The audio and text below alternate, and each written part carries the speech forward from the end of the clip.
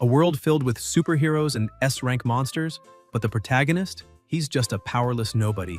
While everyone admires heroes with insane abilities, Joe Schwantian accidentally gets caught in a disaster involving a terrifying S-rank monster called the Forest King. Right when he's about to die, a mysterious goddess appears in his mind and offers him something far more dangerous than superpowers: immortal cultivation. While the entire world relies on abilities, he becomes the only person using ancient cultivation techniques capable of crushing monsters that even top heroes fear. And without further ado, let's get into the video because this one is insane. Recently, some criminals dumped nuclear material into the sea, resulting in mutations in several marine species. To deal with this situation, the Hero Association sent 2 S-rank heroes, and now this is being broadcast live on the radio. The monsters try to attack the hero, but Neon Donxia gets irritated, thinking those guys are shameless, wondering how much nuclear material they had to release to create so many mutations. The hero easily manages to defeat the first 2 monsters, however, several more appear and he gets annoyed, saying that this fight never ends. However, he does not panic, since he has a plan to finish all of them at once. He uses his ability, Sea Telekinesis Tornado, creating a whirlpool of water and hitting all the monsters at the same time. Meanwhile, inside a classroom, Joe Schwantian, an ordinary, non-awakened person, watches the live stream saying that Neon Donxia truly deserves to be an S-rank hero because he is incredible. Suddenly, he remembers that his school is near the sea, so maybe he can go take a look. This is a world of superpowers, and those capable of using them are called heroes. They are admired by thousands of people all over the world, and people without superpowers like Schwantian have no choice but to remain only within the urban area under the jurisdiction of the world government. But Schwantian had a different view of all of this. He looks toward the hallway and realizes that the guard had gone toward the cafeteria and this is his chance to escape. He runs out, saying that he needs to get there quickly because he needs to get Donxia's autograph. At the bottom of the sea, at the base of the nuclear power plant, the Water Witch receives a notification saying that they have already finished there and asking whether she managed to find the source of the mutation. She explains that she is almost finished there too and asks for 2 more minutes. She is also an S-rank hero, as well as the president of the Hero Association. Meanwhile, inside the base, one of the employees warns his boss that from the monitor they can see someone approaching at high speed. The boss gets irritated, asking if this is some kind of joke because how could anyone reach that place since that nuclear power plant was built at a depth of 5,000 meters? Suddenly, the Water Witch manages to break through the wall and says that she has finally found the source of the whole problem. As soon as she enters, the people are surprised, and one of the employees says that he knows those silver hairs and that outfit very well. So she is probably the Water Witch.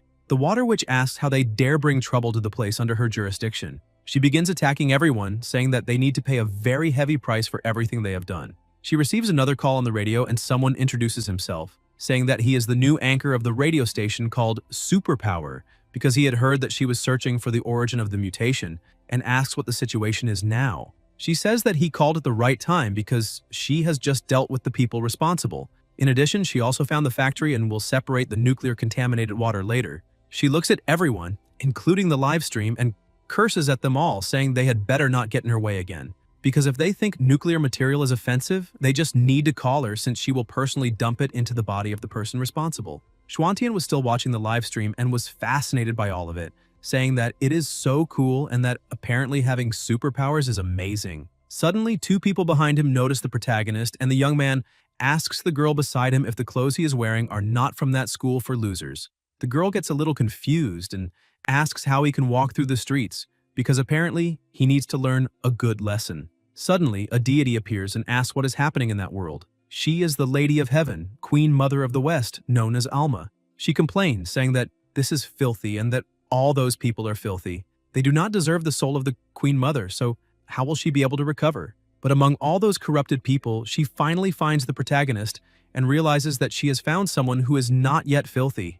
The man from before looks at the protagonist and starts provoking him, saying that he is nothing but trash and that this is not a place where he can stay, so he needs to leave quickly and go back to his shitty school. The protagonist looks at the young man and asks if he was really just called trash and points out that discrimination against non-awakened people is a violation of the world government's laws, and there is no rule in the world that forbids them from walking through the streets. Schwantian thinks that maybe it would have been better if he had gone out without his uniform because those 2 in front of him look like gangsters.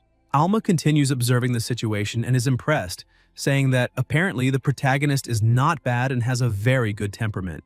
Besides, the most important thing about him is that Xuantian was born with a strong affinity for the chi of heaven and earth. That talent can be described as innate. Because of that, she needs to check whether he is worthy of becoming the vessel of the Queen Mother. The two who are belittling the protagonist ask what law he's talking about, because the only purpose of the non-awakened is to entertain the awakened. The two take him into the middle of a forest and tie him to a tree. The protagonist starts shouting, saying that the two of them are going crazy and asked to be released because they kidnapped a non-awakened person for no reason. And, apparently, they are not afraid of the police catching them. The woman starts laughing and tells him to be quiet because now they are going to play a little and will think about letting him go once they are satisfied. The man approaches, saying that he recently acquired a new ability and needs to use him as a test subject. The protagonist gets scared, wondering what that guy is trying to do to him. The young man punches the tree, shouting for it to obey.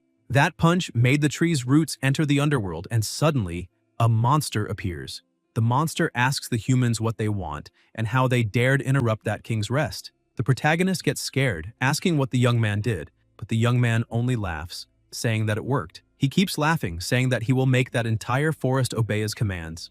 But the monster grabs the two of them with its own hands, and the girl is terrified, asking the boy what he brought to life. That is an S-rank monster known as the Forest King. The Forest King starts shouting, saying that he needs more power. The girl, still unable to move a single muscle, shouts for her companion to hurry up and do something, but the boy starts being squeezed and cries out for help. Suddenly, all his life, energy, and power are sucked away. The Forest King says that this is still far too little and that this power is not enough, so he needs more. He throws the girl upward so he can eat her, and the protagonist watches all of it and thinks that, in that situation, he needs to stay calm because it will not be long before a hero appears. The Forest King looks at the protagonist and says that he has terrible luck because how could there be a non-awakened person there? Xuantian says that is exactly right and points out that his flesh tastes very bad, so there is no need for him to eat something that awful. The Forest King grabs the protagonist and starts laughing, saying that the taste of the meat does not matter because food is still food, so he needs to die. Suddenly, a paper with the law of Manhwa appears and causes an explosion in the middle of the forest. The protagonist falls to the ground and Dongfeng Qingmeng, the Taoist successor of the 66th generation, appears, asking if he is alright or if he was badly hurt. Meanwhile, in Mirage City at the Hero Association headquarters, an alert is issued because there has been a violent energy wave near the Wudong Mountain area. Presumably, it is the S-rank monster known as the Forest King. A red-haired woman gets startled, asking what the rankings of the available heroes are. Her secretary explains that most of the S-ranks are on missions, but Shining Star should already be on her way back. The redhead asks if that means they only have A-rank heroes in the city. She asks where the president and Dongxia are since they are on a mission in the nearby sea. The secretary explains that Dongxia left for Fenglai City to deal with a hurricane disaster after exterminating the mutant species, and the president is finishing up the incident with the nuclear material and should return in 3 days. The redhead becomes worried upon hearing this news because if that takes 3 days, then the entire headquarters will be destroyed. She shouts to summon all the A-rank heroes in the city immediately, set up a police barrier, and prioritize the citizens' safety. Meanwhile, at the site of the incident, Qingmeng was still trying to talk to the protagonist, asking if he was alright, but he was still a little dazed, wondering if he had been saved, until he realized there was a white silk right in front of him. He turns around and looks at her in awe,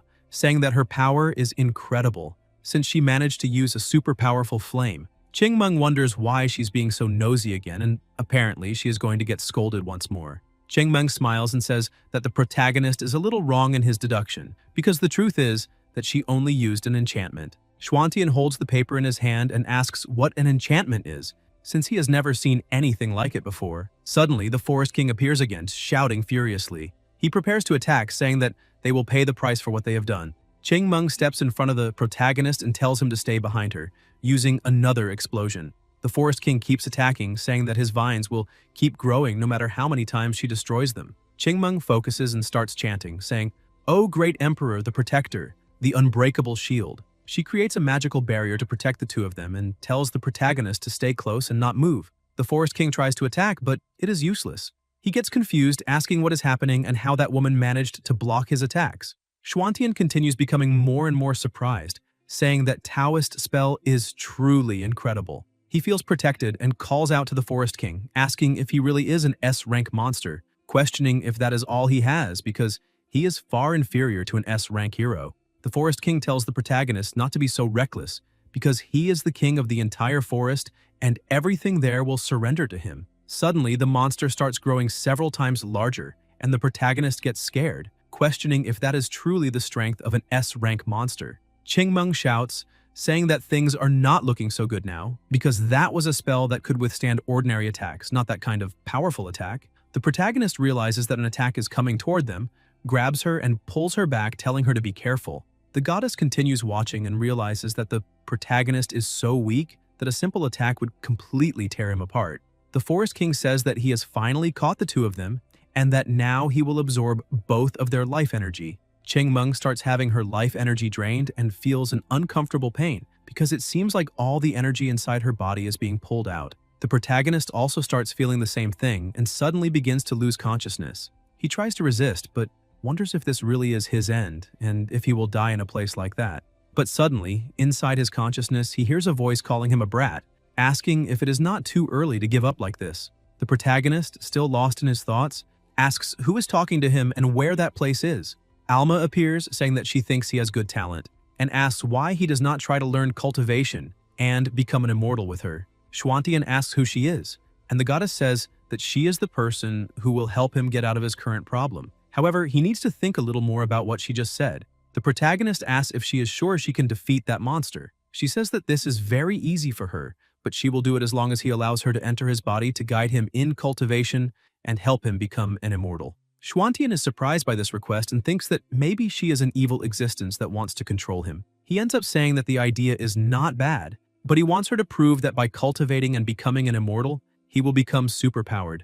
Deep inside, she becomes furious, questioning how that brat dares to offend her, the Queen Mother herself, because she would have skinned him alive if she were not trying to restore her physical body by using him. She emphasizes that she is not lying to him because there are many great benefits to cultivating and becoming an immortal. The protagonist sits on the ground and asks if she is serious, because if that is true, then she could tell him a little more about it. The goddess approaches and emphasizes that cultivating to become an immortal will calm his mind and help him live for 1,000 or even tens of thousands of years. Then he will have plenty of time to learn the ways of the world and understand the true meaning of everything. The protagonist is surprised, saying that 1,000 years is ridiculous, and that even if it is true, he is not interested in living that long. Alma emphasizes that she has not finished speaking yet because she is sure he will like these other benefits, especially once he learns to cultivate and become an immortal. He will be able to manipulate the elements. So, needless to say, if he can move mountains, turn the world upside down, and possess the ability to create or destroy worlds,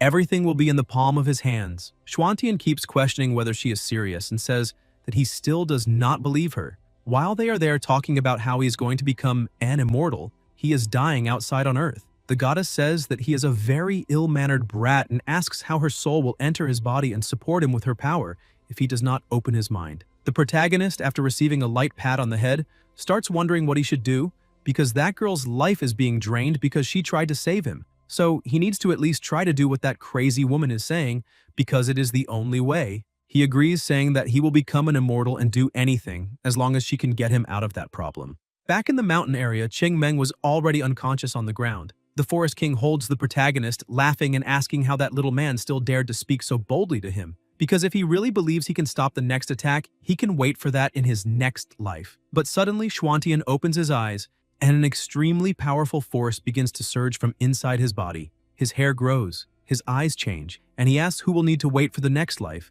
because he will end this fight immediately. The Forest King is shocked, saying that this is impossible, and asks how the protagonist managed to recover his energy. The protagonist calls upon the ancient gods and asks them to obey his call, ordering them to devour everything in sight. He creates an absurd amount of energy, and the Forest King starts screaming, asking why he could no longer move his own body. Suddenly, he is simply swallowed by that absolute power.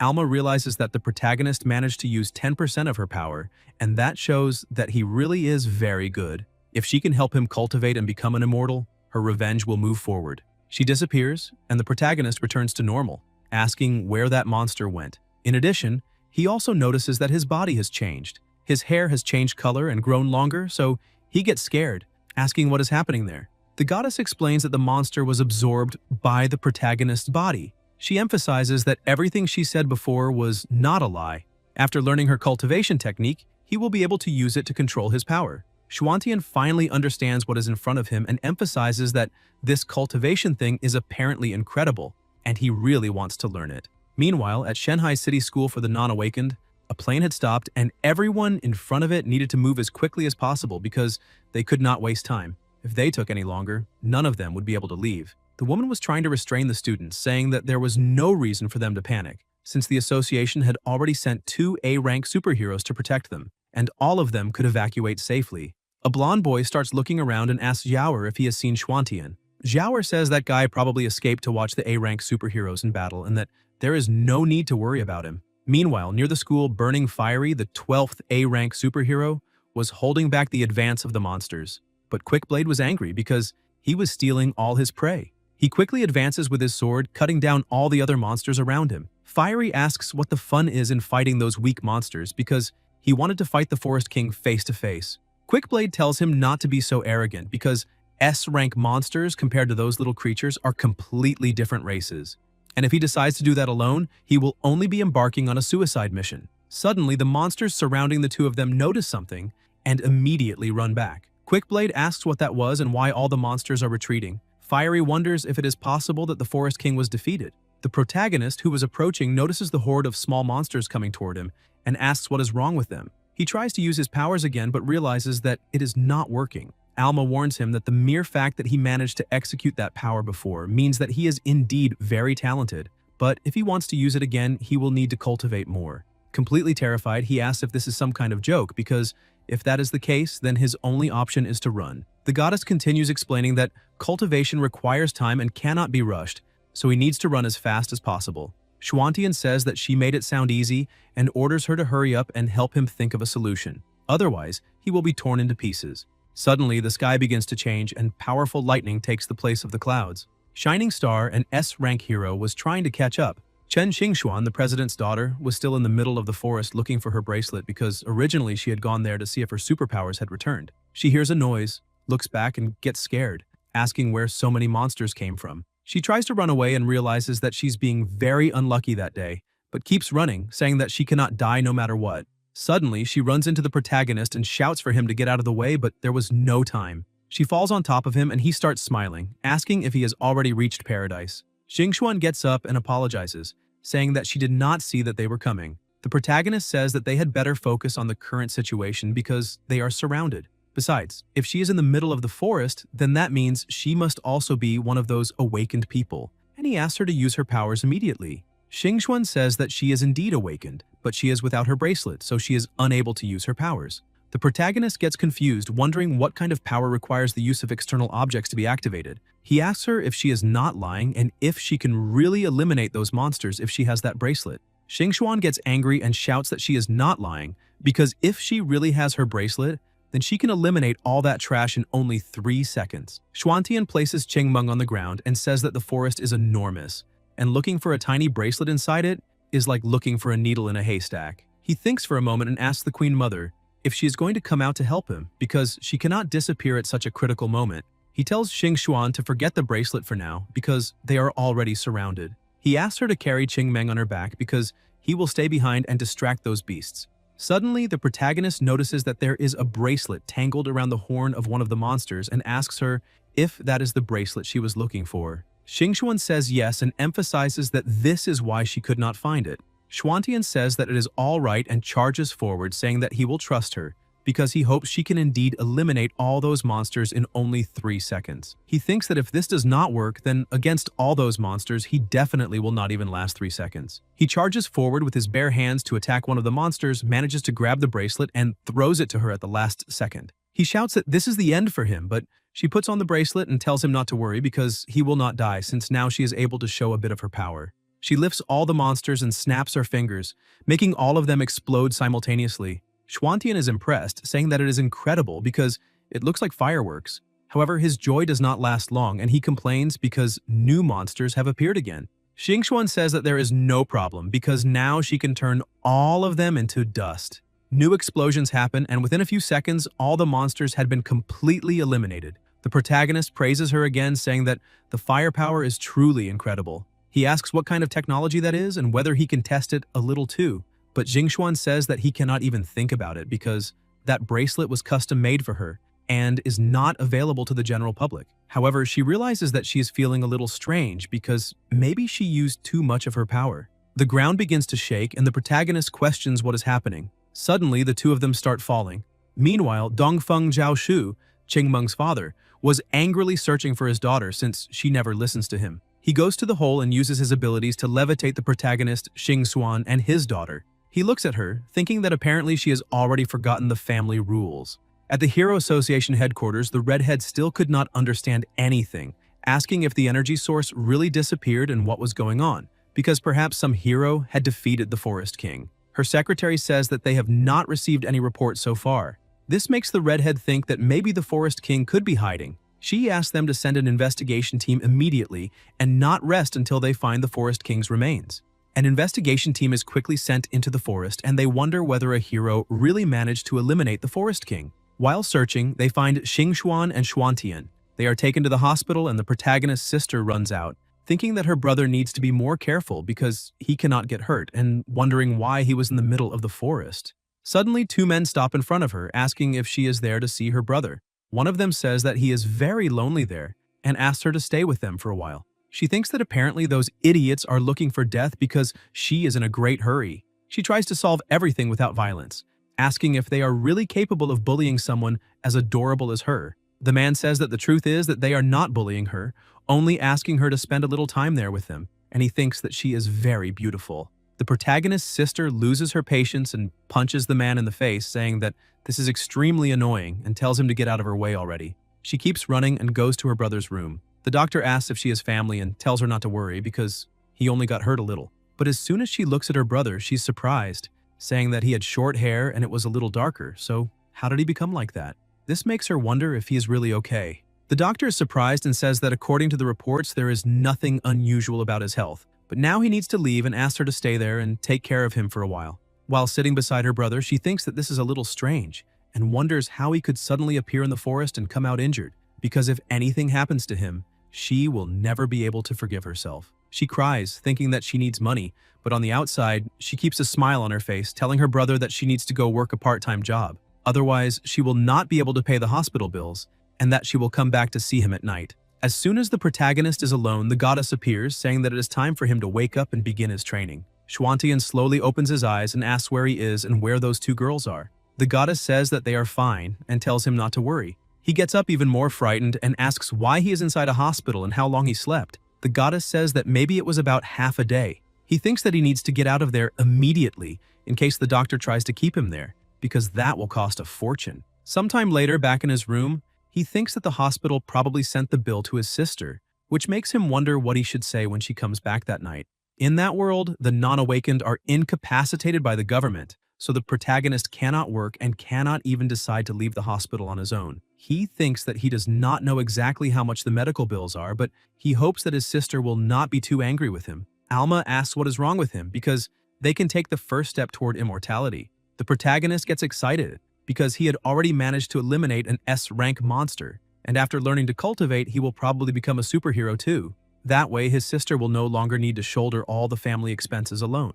Alma touches his forehead and takes him to another place. The protagonist asks where he is. She explains that this is the space she reserved for him. Since he is still a beginner, it is important that he enter the Qi training stage as quickly as possible. Xuantian asks what exactly that means. The goddess says that she will explain from the beginning because there are 6 stages of cultivation, which are Qi training, foundation building, golden core, energy refinement transformation, Mahayana, and ascension. The ascensions require him to go through tribulations. The farther he advances, the more difficult cultivation becomes. And after all of that, lastly, he reaches the final stage, which is being considered an immortal. If he wants to enter the Qi cultivation period, he must try to absorb the essence of heaven and earth to transform his body and fill it with spiritual energy. But with all that explanation, the protagonist was almost going crazy. The goddess notices this and emphasizes that he does not need to understand everything now. First, he needs to enter a meditation posture. He sits down and asks if it is correct. She says yes. Now he needs to close his eyes and feel his surroundings. He will find an energy that is everywhere. It is Qi energy, and he needs to absorb it into his body. The protagonist begins cultivating quickly, and the goddess is impressed to see that he is indeed a genius with a unique affinity for Qi. With immense care, he will become an immortal in less than 100 years and will be a perfect vessel for her to use. Some time ago, the goddess had been ambushed by a man. This was the army. The man was saying that it was time for her to give up her position as Lady of the Gods. All those years she had oppressed everyone because they were men, so they could not take it anymore. He was the true Lord of the Nine Suns. Alma says that he has no right to say that because many submitted to her voluntarily. But the Lord of the Nine Suns shouts that on that day she will receive the justice of heaven. The battle between them begins, but she blocks all the attacks, saying that this is ridiculous because she is the Lady of the Heavens, so she is the way of heaven and also the law of heaven. All those who rebelled will die. She counterattacks, demonstrating astonishing and overwhelming power. One of the members becomes desperate, saying that woman has cultivated for 1 million years, so they do not stand the slightest chance. The true Lord says that he already knows that, but they need to continue with the plan. The goddess asks if that really is the level of the celestial realm. Another woman starts laughing and approaches. She is the Orchid Fairy. Hugging the goddess's arm, she smiles and asks her sister to calm down, because those stinking men are very annoying. Because of that, she made a cup of fairy war wine for her. This way, she can increase her battle power and after drinking it, return to the fight. Alma holds the cup and smiles, saying that she is very happy that Orchid is being so kind, because today she will destroy those men and turn the celestial realm into a female world. As soon as she drinks the wine, she realizes that the taste is strange. Suddenly, her spirit begins to separate from her body, and all her energy begins to escape. The Lord of the Nine Suns shouts, saying that now is their only chance. That thing begins absorbing all her energy and spirit. While being absorbed, she wants to know if they really think they can keep her inside with that magic. The true Lord says that this is very obvious. They are not capable of doing that, but they found another way, which is to throw her into the dimensional abyss. Since then, her soul has been wandering through dimensional space. After all the difficulties she went through to reach that dimension, she will not lose the chance to recreate her physical body. Back at the Hero Association headquarters, the redhead still could not understand anything, thinking that all of this was very strange, because the Forest King did not disappear for no reason in the middle of all that chaos. Because of that, it is inevitable that they omitted some information. The secretary, who is carefully observing the details, notices something. She calls Tina and says that maybe she has found the person who defeated the Forest King. Someone took a photo of Shining at the scene and he must have eliminated that monster. Tina is happy, saying that she had already said that guy was really good. The secretary asks if Tina has ever seen Shining's face, because she is curious to see what he really looks like. Tina explains that the personal information of S-rank heroes is top secret, and not even she has access to such things. However, she heard that he is a handsome guy. The prize money he earns is always donated to schools for the non-awakened, so besides being handsome, he is also very kind. Tina tells her secretary that she is sure the two of them would make a very good match, and asks if she would like to be introduced to him. The secretary gets embarrassed and asks Tina not to tease her. Suddenly, she notices that Xingxuan is on the list of victims provided by her rescue team. Tina becomes worried, asking what she was doing there. Her secretary says that the record shows she was discharged from the hospital and went home. Tina is relieved because if this had reached the president's ears, she would be furious to know that this happened. A short time later, the protagonist's sister returns home and asks if he has already left the hospital, but she cannot find him and keeps looking. As soon as she opens the bedroom door, she realizes that he is cultivating. She is surprised and happy, saying that apparently he is managing to awaken his powers. Xuantian smiles and says that it is more or less like that. However, he thinks that telling her the truth about cultivation would be too shocking, so he prefers to leave things as they are. His sister approaches, saying that apparently the reason his hair became like that is because he awakened his powers. Xuantian laughs and agrees, telling her that his hair ended up getting very long, and asks his sister if she would like to cut it. Excited, she says yes and runs off to get the tools. A short time later, while cutting his hair, she emphasizes that now that he also has superpowers, they no longer need to stay in the current school, so he can go to the awakened school tomorrow. He asks his sister to calm down a little because she is rushing too much. With shining eyes, she says that this is very obvious, because the sooner he goes, the better, since the security there is very good and the two of them will be a little closer. That way, she can be there if anything happens to him, since she does not want to go through what she went through today again. The protagonist ends up agreeing, saying that he will listen to her and change schools. Suddenly, someone appears, asking where Sixizi, the famous goddess, is, because that dimension is truly enormous. So how could he find her? He is an immortal celestial named Taibai Xingjun. He remembers everything that happened and thinks that damned traitor deserves to die, because how could someone as beautiful and elegant as Zixizi not be worthy of being the Lady of the Heavens? I will call Alma Yixizi from now on, and when he manages to bring her back, he will do the same to that traitor and send him to the Nile 100,000 times. Suddenly, he looks at the compass and it starts working. He becomes emotional and happy because apparently Zixi is in that city, since he has been traveling for so many days that he can barely count them. On Wudang Mountain, inside the Taoist temple, Qingmeng starts waking up and, with a weak voice, asks why she's back home. Her father says that she has finally woken up. Worried, Qingmeng asks her father what happened to the boy who was with her. Zhao Shu asks how she still has the audacity to ask that, because they have stayed away from the world for so many years, and because of her, they were almost discovered. Qingmeng apologizes to her father, saying that she was wrong. Her father slams the teacup on the table, saying that it is very good that she has understood her mistake because she must not make contact with strangers in the future. He says that the boy was saved by the rescue team and that she does not need to worry about that. Besides, he has also already retrieved the ancient painting she lent out. This time, she will have to draw 100 talismans in seclusion as punishment. Qingmeng understands the situation and accepts her punishment.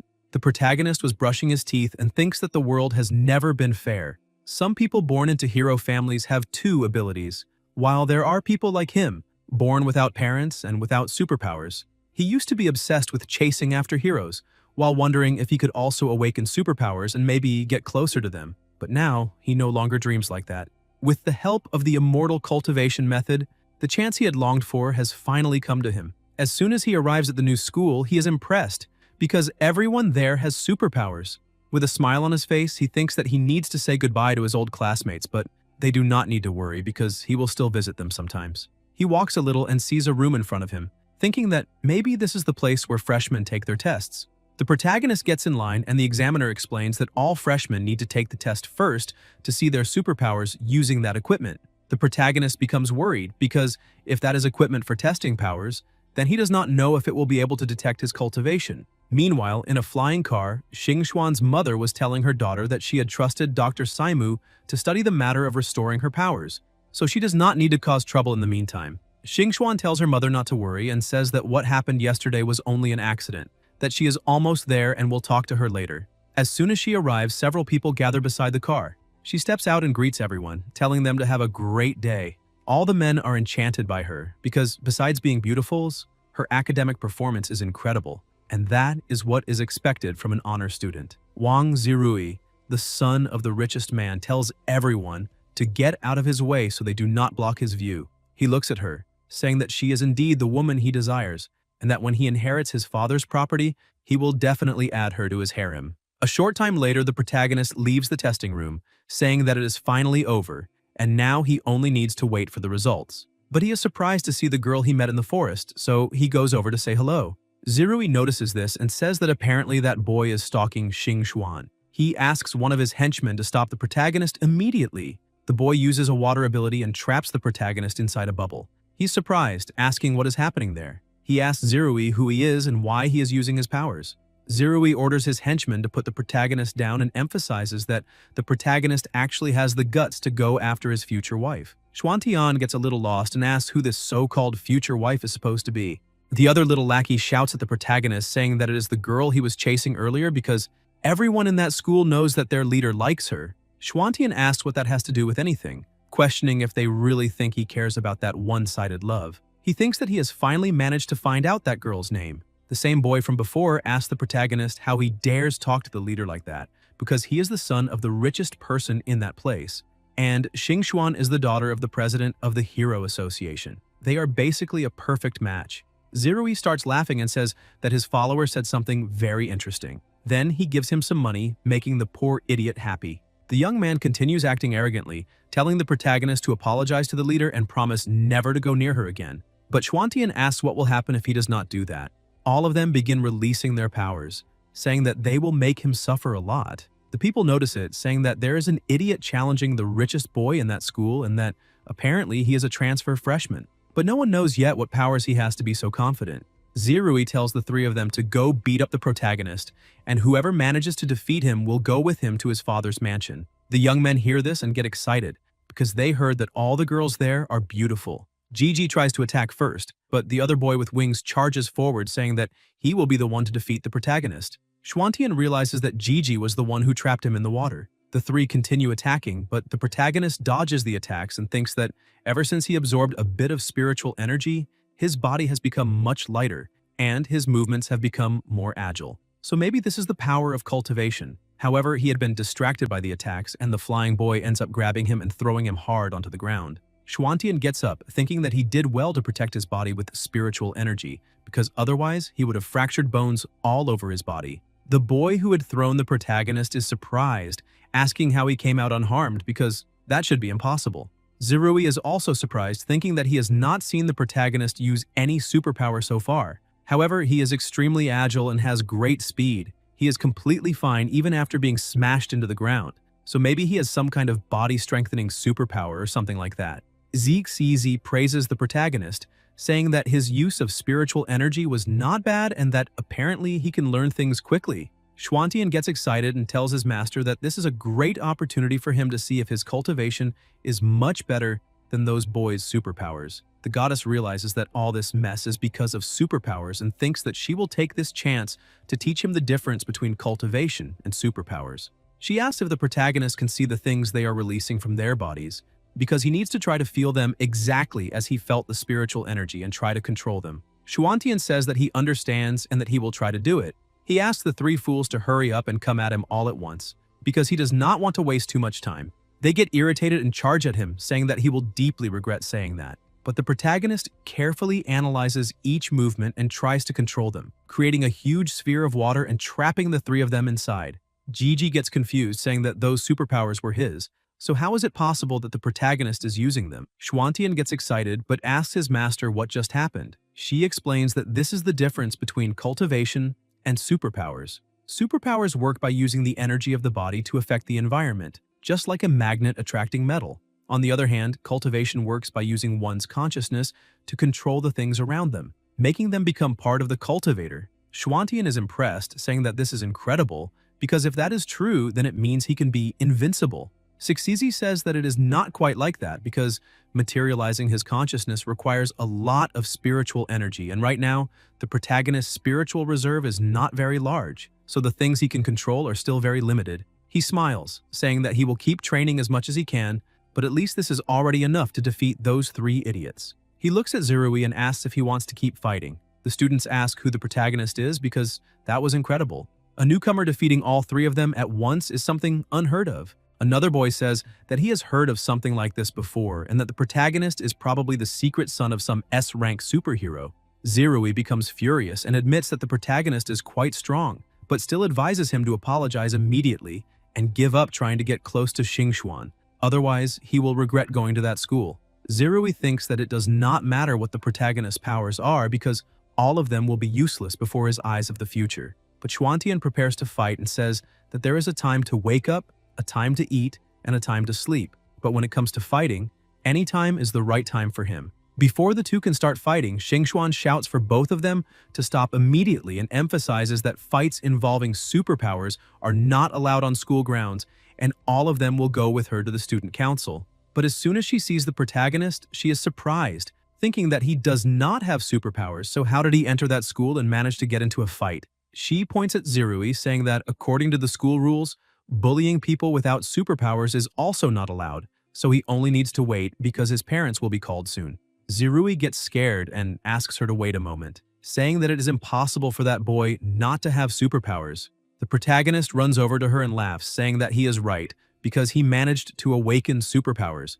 Besides, he has just arrived at that school and is still not familiar with the rules, so he would like to politely ask her to ignore this just this once. Xingxuan is surprised, asking if he really just arrived, because if that is true, then it is fine for her to let it go for now. But they need to make sure this does not happen again. However, she thinks that the protagonist knows she had lost her superpowers, so she needs to find a way to keep him quiet. She orders Zirui and his group of followers to go to the student council immediately. She smiles and holds the protagonist's hand, saying that he needs to follow her. The two begin running through the school, and Schwantian gets a little confused, asking where she is taking him. Xingxuan explains that the protagonist has just arrived, so he is still not familiar with that school, which is why she would like to show him around. They go to the club activity room and she closes the door. Schwantian asks what she is doing because she had said they were going to get to know the place. She moves closer and places her hand on the wall, saying that they can do that later, because right now there is something more important to do. The protagonist looks at her attributes and gets embarrassed,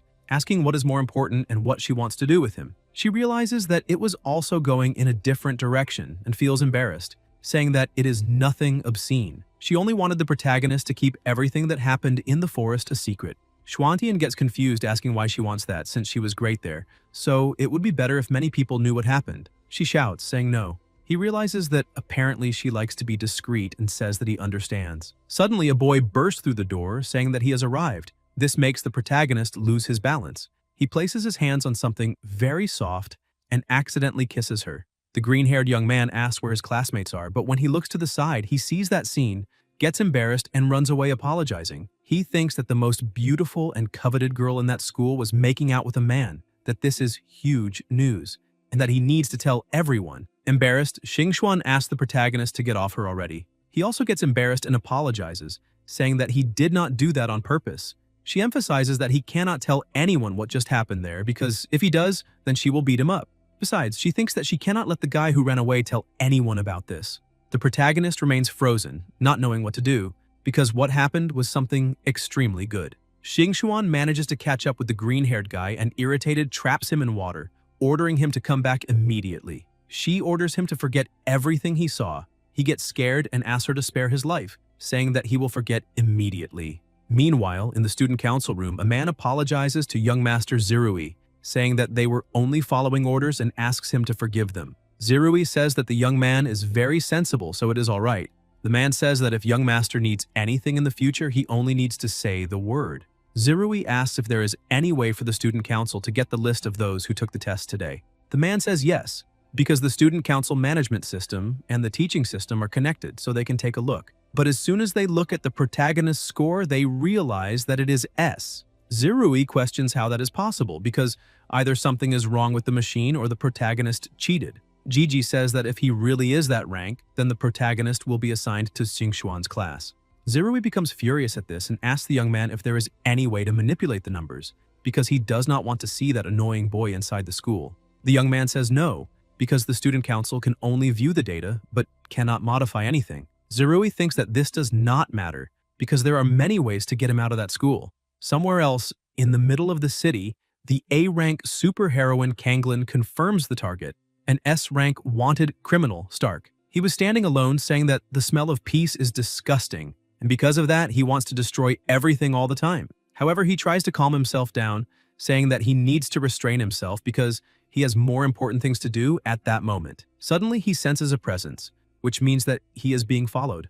A taxi driver stops in front of him and asks if he needs a taxi. Stark touches the taxi and eliminates the driver, saying that he is not worthy of even saying a single word in his presence, so he needs to learn his place. People begin to notice and ask what that guy is doing. Kanglin runs over to them and asks them to make way, but as soon as she arrives, Stark had already disappeared, and only the driver was dead inside the car. She becomes irritated, saying that he disappeared again, but Stark was watching her with fury in his eyes, because a mere A-rank superheroine dared to try to capture him.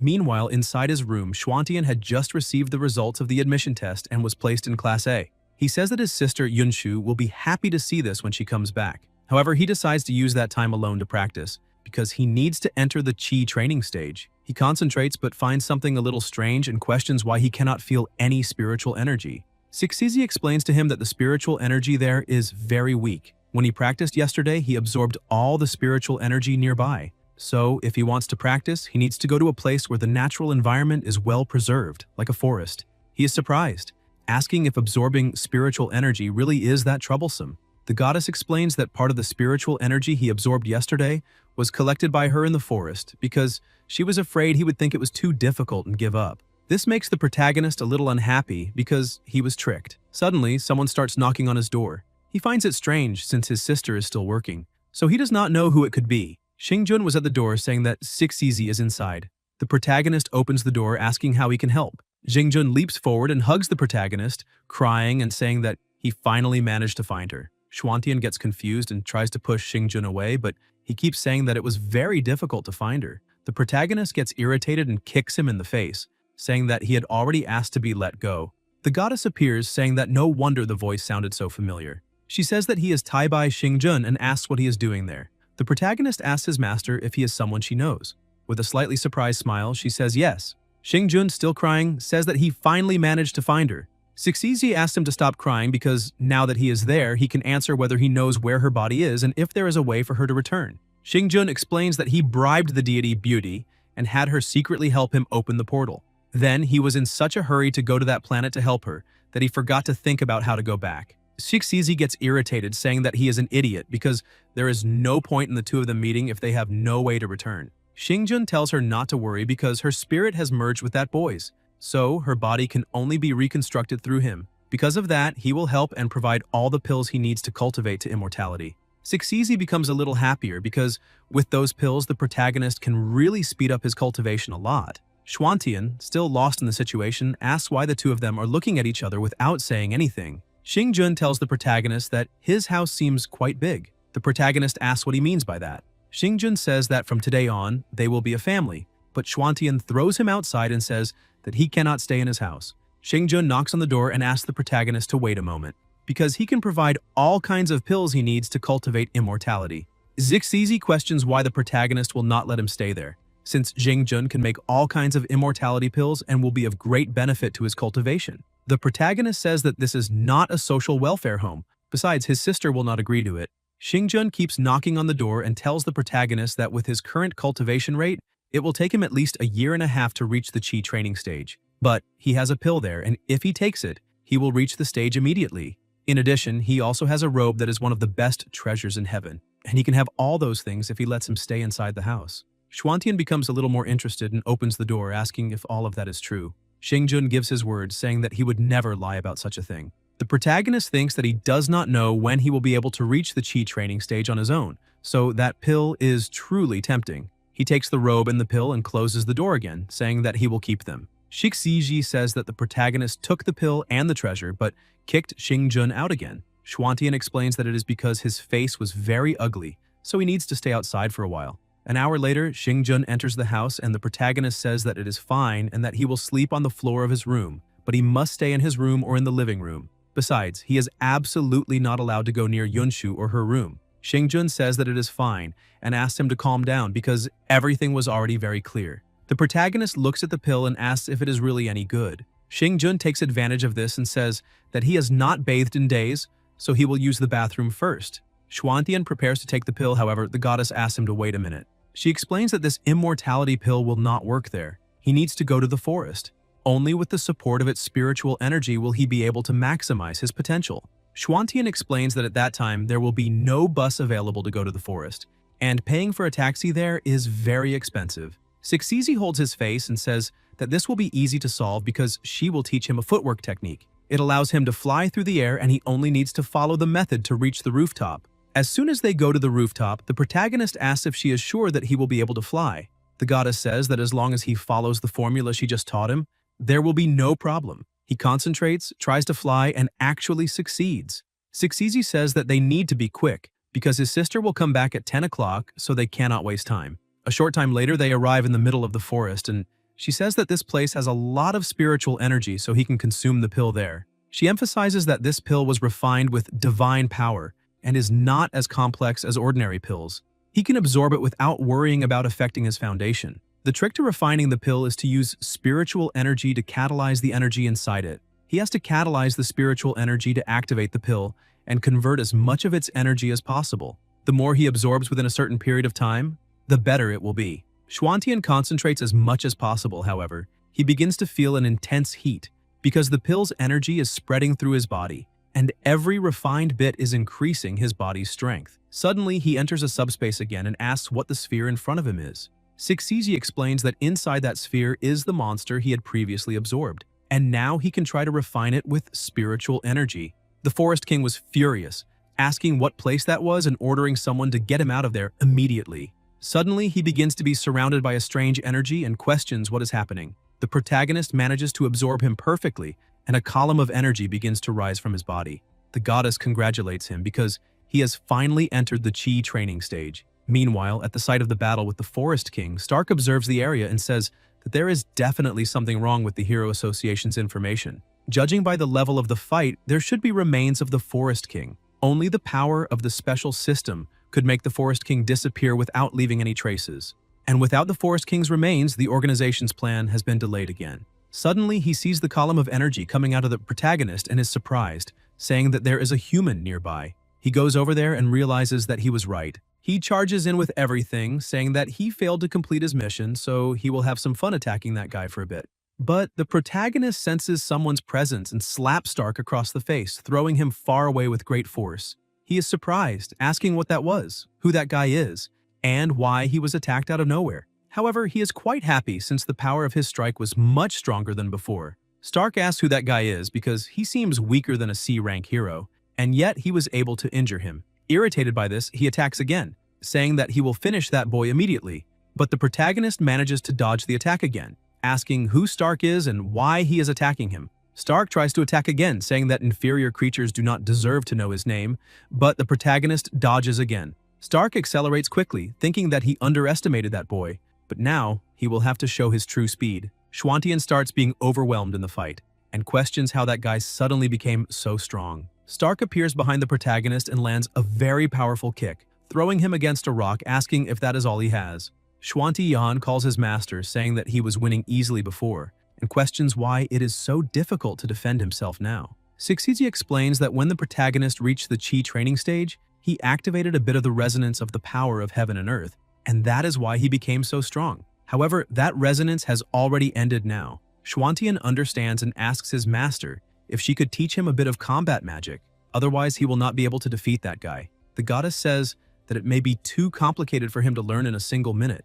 but she has an idea, saying that she once developed a magical art that might be suitable for him now. Schwantian asks what kind of magic it is. His master approaches him and kisses him on the head. She explains that this technique is called cloud-piercing finger. It allows him to instantly gather the energy around him and release it to produce a powerful destructive force. She transmitted the entire method of using it into the protagonist's mind and asks if he managed to understand. Embarrassed, he says yes. Stark starts flying and says that the protagonist has disappointed him greatly, so he will end this fight now. But Schwantian uses the destructive finger, saying that the one who will be killed there is Stark. The two attacks collide, but the protagonist easily gains the advantage and hits Stark, completely destroying him. The power was so strong that it left planet Earth, causing massive devastation in the clouds and atmosphere. He is impressed, seeing that this magic is extremely powerful. His master is happy and hugs him, saying that he did a great job, but the protagonist asks her to let go because he cannot breathe. Suddenly his phone rings and he sees that it is already 11 o'clock at night. He gets worried, saying that it is already late and he needs to go back immediately. Meanwhile, inside the house, Yunshu was playing cards with Xingjun and celebrates, saying that she won again. Xingjun says that mortals have advantages in playing games they invented. However, now he has already understood everything and wants to play again. Yunshu starts shuffling, saying that even so, she will win again. The protagonist says that he will join this round but feels relieved, thinking that apparently the two of them got along well. Yunshu goes over to the protagonist and says that his friend is very stupid because she has already beaten him many times. Schwantian apologizes to his sister, saying that he forgot to discuss it with her first, and says that this guy will stay with them for a while, asking if there is any problem. Yunshu smiles and says that it is fine because if he is her brother's friend, then there is no problem. She thinks that this is the first time her brother has invited a friend into that house, so she needs to support him. Xingjun thanks Schwantian for letting him stay there. The protagonist sees that he is wearing his father's clothes and thinks that his mother and father's room has been locked for so long that this feeling is a little strange. Somewhere in the Western Sea, two people were talking about how recovering Stark had failed. The boss says that this location is the headquarters of the Hero Association, but the mission is not difficult because they only need to recover the remains, and he questions what is happening. The woman explains that her superpower is the Tree of Life, so she can confirm the condition and location of anyone who has swallowed the seed of her power. However, now she has completely lost Stark's life signs. The boss gets irritated, shouting that the members of the Hero Association have ruined everything again. He asks for this to be sent to the King of the Deep Sea. It is time for them to know what happens when they get in the way of their plans. The next day, inside the school, the girls from Class A were talking. One of them says that she heard there will be a new student that day and asks if anyone knows who he is. Another girl says that she knows because she was there the day before, and he is very handsome. Besides, he could easily defeat 5 guys at once. She emphasizes that this is not all because she also heard from the rumors that he ranked first in yesterday's freshman tests. The other girl is impressed to know that a handsome and strong guy will join their class, so she needs to try to win him over. The pink-haired girl tells her friend to forget it and says that the protagonist is already with Xingjuan because she saw the two of them holding hands yesterday, and they seemed very close. Another girl hears the conversation and thinks that apparently Xingjuan has feelings for this boy and he is a powerful person. So how could she let such a good opportunity pass? She needs to take from Xingjuan everything she wants to have. A short time later, the protagonist enters the classroom and the teacher announces that today they will have a newly arrived student who transferred into Class A. His name is Zhou Xuantian. He introduces himself to everyone and emphasizes that he will definitely become an S-rank hero. Xingjuan's eyes shine, thinking that the protagonist is very ambitious. However, becoming a hero of that rank will not be that easy. The teacher tells him that there is an empty seat beside Xingjuan and that he can sit there. Another boy looks at the protagonist and questions whether he really has superpowers because his spirit does not feel anything coming from him. Another teacher takes over the class, saying that that day's lesson is about real combat practice. She says that Xingjuan has the best grades in this subject, so she needs to help the new student. The other female student raises her hand, telling the teacher that she also wants to learn more about the new student and asks if she can join them. She thinks that she will steal the protagonist right in front of Xingjuan. The teacher says that it is fine and lets her join the two of them. The boys start asking who that boy is and why the two most beautiful girls in that class want to join him. Zirui gets irritated when he sees that guy at the center of attention again, so he needs to teach him a lesson. The teacher asks everyone to prepare to go to the battlefield. A short time later, they go to the combat field, and the teacher asks everyone to take their positions. Xuantian gets worried because spiritual energy is scarce in that place. Besides, he does not know if he can use the cloud-piercing finger there. The girl from before clings to the protagonist and greets him, but he is surprised and asks who she is. The girl introduces herself, saying that she is Xia Jiki, and that it is a pleasure to meet him. She emphasizes that he was very cool the day before because she was watching everything. Xuantian smiles and says that he is flattered to receive so many compliments. But Xingjuan interrupts their conversation and tells the protagonist not to believe that hussy, since she did not even go to school the day before. Jiki asks why Xingjuan is slandering her and emphasizes that Xuantian needs to believe her words.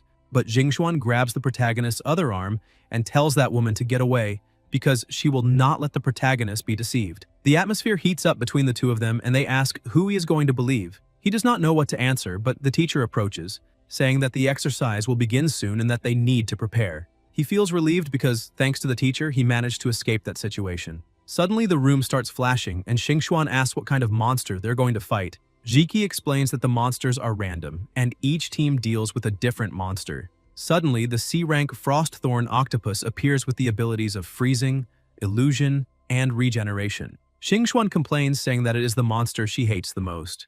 The octopus starts attacking, but they manage to dodge the first attack. The protagonist says that he will try and uses the cloud-piercing finger, but it basically does nothing against the octopus, leaving the two girls a little surprised by that. The monster becomes even more furious and starts attacking with greater intensity. Xingjuan warns that the tentacles are annoying and powerful. The protagonist begins advancing at high speed, saying that if the cloud-piercing finger cannot be used, then he will have to choose close combat. He manages to cut off one of the monster's tentacles, but Xingjuan says that the protagonist is being very foolish and asks if he does not know that it is forbidden to cut or try to injure the Frostthorn octopus, because that is common sense in monster science. Suddenly, a large amount of fog is released, and the protagonist asks if more tentacles are approaching. Xingjuan manages to save him and explains that as soon as the tentacles are amputated, it will activate its fog ability, making it even harder to attack it again. But several other monsters also appear. Jiki passes by him and says that it was a great attack, however, he cannot repeat it again. She emphasizes that time is limited, so they can leave that to her. She activates Assassin Shadow mode and starts attacking at great speed, saying that by attacking the octopus's weak points, those injuries will soon disappear. Xuantian is impressed, seeing that she is very good.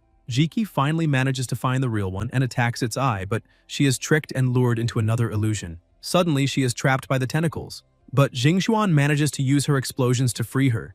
A warning is issued, saying that only 30 seconds remain until the end of the exercise, so they need to hurry. The protagonist gets confused and says that she had said they could not attack the tentacles, but now she is exploding all of them. Xingjuan explains that the monster's fog ability has already been activated, so the situation could not get any worse than it already is because it is already about to explode. She emphasizes that its weakness is the eye.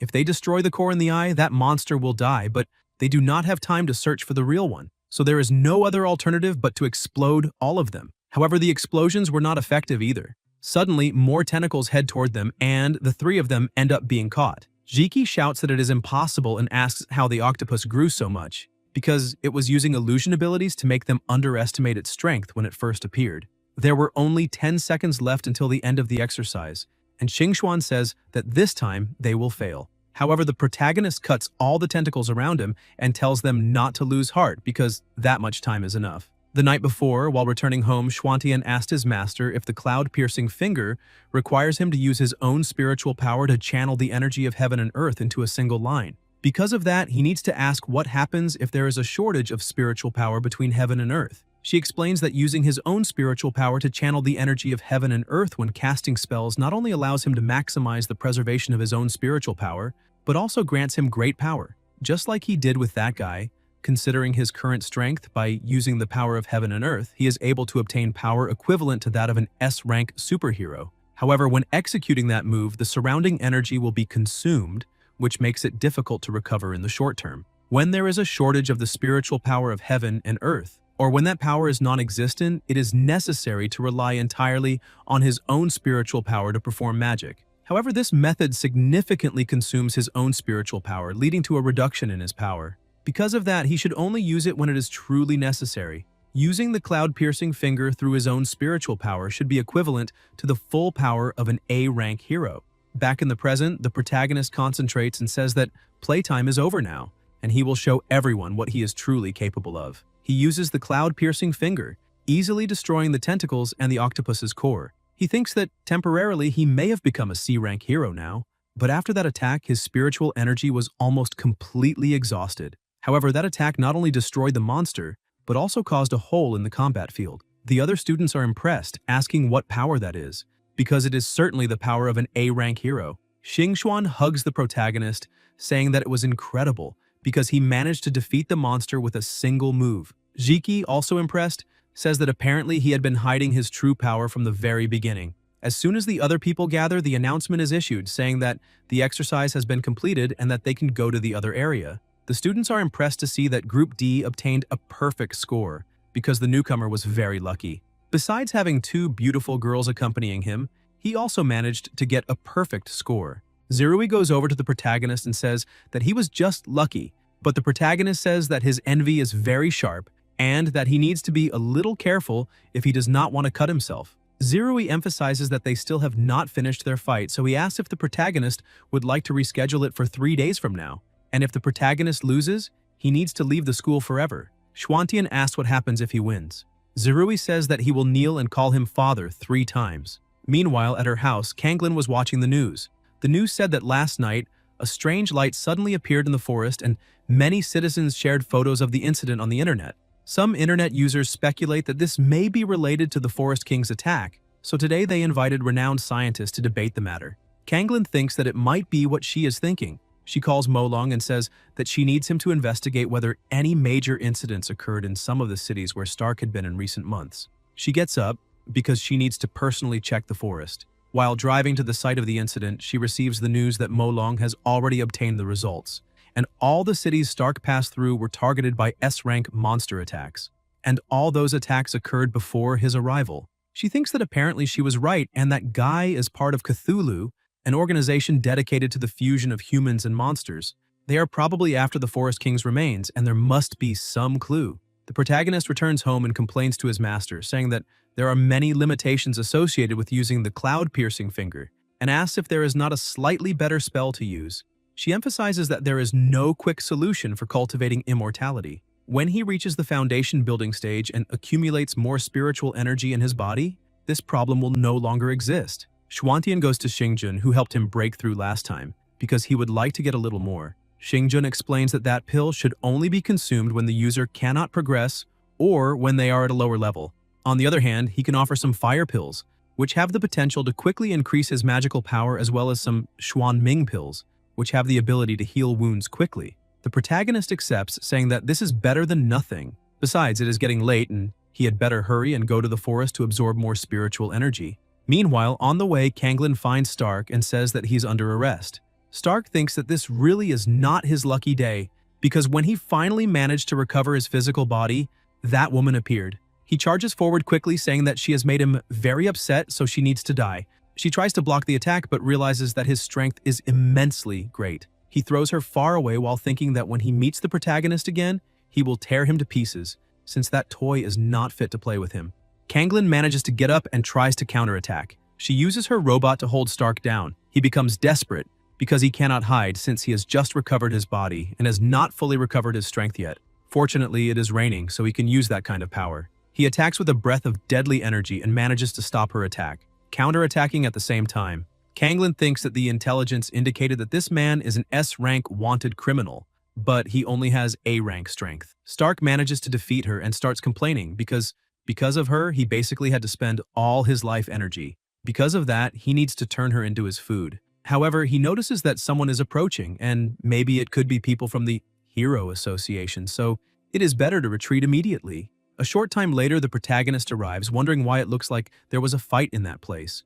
Looking a little farther ahead, he notices that there is a woman lying on the ground, and when he checks her identification, he realizes that she is from the Hero Association. He tries to wake her up, asking if she is okay, but she does not respond. He tells his master that she is badly injured, that her pulse is weak, and that it is too late to take her to the hospital, asking what they should do. Sixizi says that he received the Xuan Ming pills so he can try using them. He tries to give one to her, but in the state she is in, she will not be able to swallow it on her own. He remembers a similar scene from a movie he had seen on TV and tries to do the same, passing the medicine to her from inside his mouth into hers. It works, and her injuries begin to heal. The protagonist realizes that the pill works very quickly and that it will not take long for her to fully recover. Her robot approaches and shows what really happened. Xuantian is surprised to see that guy again because he was sure he had killed him before. Apparently, he was the one who hurt that girl. The robot dog keeps barking at the protagonist, and this makes him realize that maybe the dog wants him to follow it. Meanwhile, in the middle of the forest, Ching Meng was collecting some mushrooms, saying that her father was out of town again, so she needs to make dinner by herself. Stark manages to approach and realizes that he has found a girl without superpowers and she will be his source of energy. Meanwhile, the protagonist was running as fast as he could, following the dog, and sees a huge explosion, saying that apparently another fight is happening right there. As soon as he gets closer, he sees Ching Meng fighting against Stark and asks what she is doing there alone. He places Kanglan on the ground and asks the robot dog to stay there and take care of her, because he will handle that situation. Ching Meng was already being pressured in the fight, wondering who that guy is because he is very fast, so she cannot hit him. Besides, she cannot allow him to get any closer, otherwise she will be eliminated right there. Stark keeps dodging the explosions while growing increasingly irritated, wondering if that woman was not powerless, so why are the papers she throws so powerful? Besides, he thinks that he will be in serious trouble if those noises attract people from the Hero Association, so he needs to eliminate her as quickly as possible. Stark throws a tree at her, but she does not back down, thinking that she needs to deal with him alone. She explodes the tree, but that was only a distraction. He approaches quickly, saying that now this is the end of everything, but before he can touch her, she simply disappears and appears in the protagonist's arms. Xuantian prepares to use the cloud-piercing finger again, asking if Stark is ready to die for the second time. He attacks, completely destroying Stark's body again. Ching Meng is impressed and asks if the protagonist was always that strong. He takes her down to the ground, asking if she is okay. She says yes, however, she does not know what he is doing there or how he used such a terrifying power. He emphasizes that this is a long story and asks if she still has more of those magic papers. He points to Stark's remains, saying that apparently he has the ability to regenerate, but the power he just used consumed all the spiritual energy in that place, so he needs her to use those explosives again. Ching Meng agrees, saying that she has enough explosives to make him disappear completely. She attacks again, causing huge explosions. Xuantian says that now it should probably be fine. She thanks him, saying that he saved her life. Xuantian says that he is only doing his part because she saved his life before, so now they are even. He asks if she lives in that forest. Ching Meng explains that her family has lived there for generations in the Taoist temple, so she can take him to her home. As the two of them walk, she says that she still does not know the protagonist's name and introduces herself, saying that her name is Dongfang Ching Meng. Xuantian also introduces himself, apologizing for not saying it earlier. Ching Meng says that it is fine and asks what he is doing there and why that strange guy was also attacking her. The protagonist takes a deep breath, saying that once again, it is a long story to tell, but suddenly he remembers that he was almost forgetting the other girl. He runs back, saying that he just remembered something important and asks her to wait there because he will be right back. Meanwhile, at the deep-sea base, the television news was reporting that recently, passenger ships near Mirage have often been attacked by mutant monsters.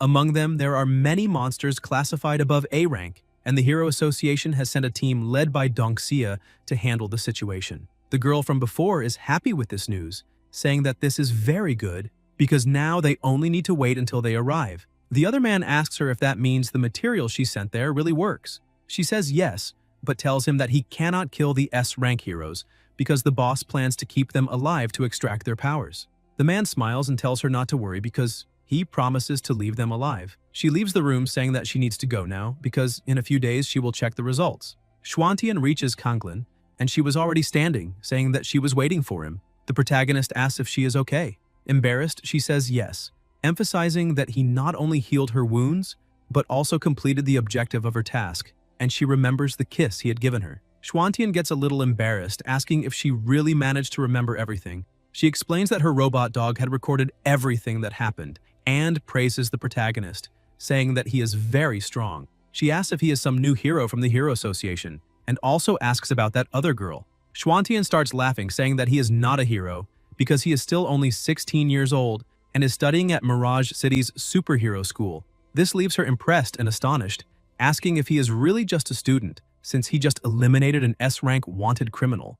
And on top of that, he is only 16 years old. This makes her ask why he does not join the Hero Association. The protagonist, still embarrassed, asks if she can keep this a secret because he wants to learn more at the hero school, and because of that, he sincerely asks her not to tell anyone about that girl. He thinks that his temporary strength is only C rank, so he cannot join the association right away. Kanglin ends up agreeing, saying that extremely powerful people like him always have their own peculiarities. She introduces herself, saying her name and that she is A rank. She gives him something, telling him to keep it. And if he needs anything, he can feel free to call her because she will be available to help him. She says goodbye to the protagonist, asking him to go back to his girlfriend. He gets embarrassed again and tries to explain, saying that she is not his girlfriend. A short time later on Wudang Mountain at the Taoist temple, the protagonist enters saying that the place is incredible and asks why he cannot see any of those buildings from the outside. Qingmeng explains that there is a special prohibition talisman there so other people cannot see it. The protagonist looks at the talisman and tells his master that it is radiating spiritual energy and that he feels it is similar to the magic he learned. Sixizi says that he is correct. The magic contained in the paper talisman is a branch of immortality. She emphasizes that she previously observed that Qingmeng can only use paper talismans and does not have knowledge of magical arts.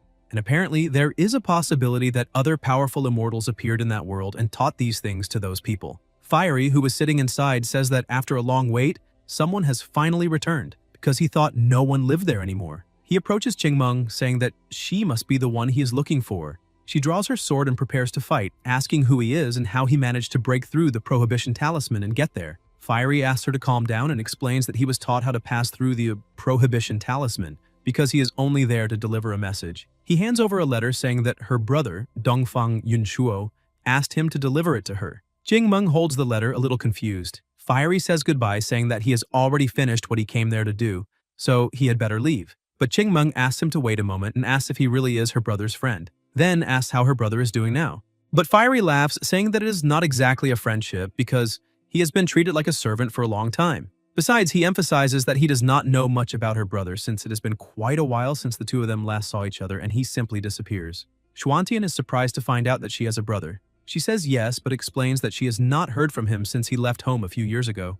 She calls the protagonist inside for a while. The two go into a room and sit down to talk. As soon as she takes out what was inside her brother's letter, she realizes that it seems to be a special talisman and is completely different from any she has ever seen. Suddenly, someone calls for hers, and she becomes completely terrified, saying that her father has just arrived and that he does not allow her to talk to strangers. If he finds the protagonist there, things will get serious. He thinks about what could happen with an angry father seeing a boy alone with his daughter. Qingmeng tells him that he can leave through the other side. He says that it is fine, but he needs at least 1 second. He writes on a piece of paper and gives it to her, saying that this is his contact number, and that if she has any problems in the future, she only needs to contact him and he will solve them. The protagonist runs away and she feels happy, thinking that apparently she has made a new friend. Zhao Shu enters the house and asks his daughter what she is looking at. She hides the paper and says that it is nothing, that she was only thinking about some things. The next day, inside the superhero school, the teacher says that they chose the combat department because they want to become heroes. And next, she will go into more detail about superpowers. She begins explaining that according to general theory, superpowers are divided into the psychokinesis system, the enhancement system, and the special system. The psychokinesis system is the manipulation of various things through willpower, including the elemental system. The enhancement system strengthens oneself or others, and the special system is any other system that does not belong to the first two. She asks Xingxuan to show psychokinesis to everyone. Xingxuan goes to the front and explains that psychokinesis is the ability to control the things around oneself through one's own will. She says that she will give an example and says that she will distribute all the articles on the desks. However, silence fills the classroom and nothing happens. She becomes worried, asking herself why it is not working. The protagonist also notices and wonders why it is not working, and maybe her bracelet is not working at that moment. But Xingxuan insists and orders the things to start levitating. Suddenly, the notebooks, pencils, and everything else begin to float. However, she is still confused and wonders why they are floating, because she does not feel that her power is being used. The truth is that the protagonist was silently giving her a little help. She realizes this and sees that he is secretly doing all of it. Around the school, she was alone, and still not understanding what was happening, decides to check with her mother. The Water Witch answers and asks her daughter if everything is all right. She explains to her mother that her bracelet simply stopped working, and her father is on a mission in the nearby waters, so she asks if he is okay. Her mother explains that he is currently at the bottom of the ocean, and maybe the underwater environment is affecting the signal, and asks her to relax because he is an S-rank superhero. Tina enters the room and stays silent while the president continues explaining to her daughter that her bracelet is activated based on her power, which in turn is affected by the environment. Xingxuan says that it is fine and that apparently she will have to wait until he returns from the mission and asks her mother to tell her father to be careful.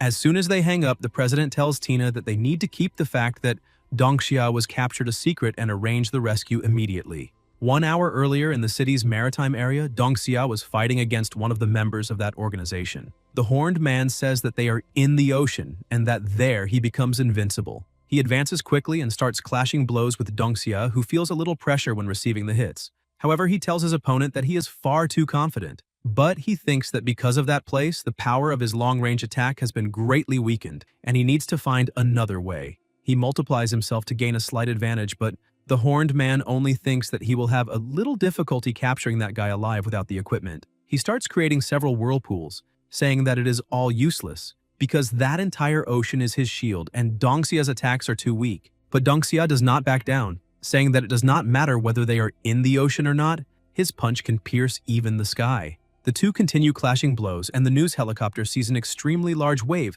compared to the beach umbrellas in the middle of the beach, which looked like mere ants. The Horned Man tells the superhero that he is indeed very strong, but unfortunately, it is not enough to break through his defenses.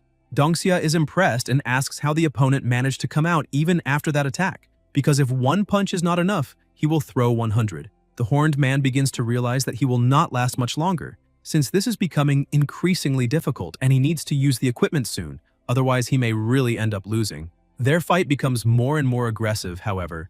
The Horned Man grabs Dongxia's hand and says that this is the end of the game for him. Dongxia realizes that something is wrong because he cannot use his powers, and the Horned Man finally manages to imprison him. Meanwhile, at school, the protagonist was walking and looks at his phone, wondering why Qingmeng still has not added him as a friend, and maybe he should have let her send him her contact information so he could take the initiative. Xingxuan runs over to him and asks him to wait, thanking him for helping her during that class. The protagonist says that it was nothing because she had helped him before too. Xingxuan, surprised and also a little confused, says that she thought he had no superpowers before, so how did he manage to do it, and asks if he could share that experience with her. Xuantian tries to explain it in a simpler way, saying that he simply woke up that way and that there is not much to share. He thinks that his master had said this matter is only between the two of them, so he cannot say much. He says goodbye, saying that there is a nearby supermarket offering big discounts on eggs, so he cannot miss that opportunity, and leaves.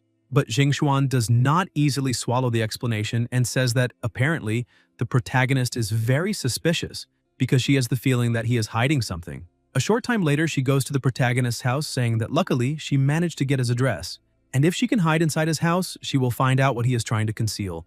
As soon as she enters, she emphasizes that she needs to find a place to hide, but she notices that everything in that room seems a little strange. She holds a bottle in her hand and questions if that was what allowed him to awaken. As soon as she uncorks it, she smells something different. Xuantian returns home and shouts to Xingjun that there was a sale at the supermarket today and he bought his favorite noodles.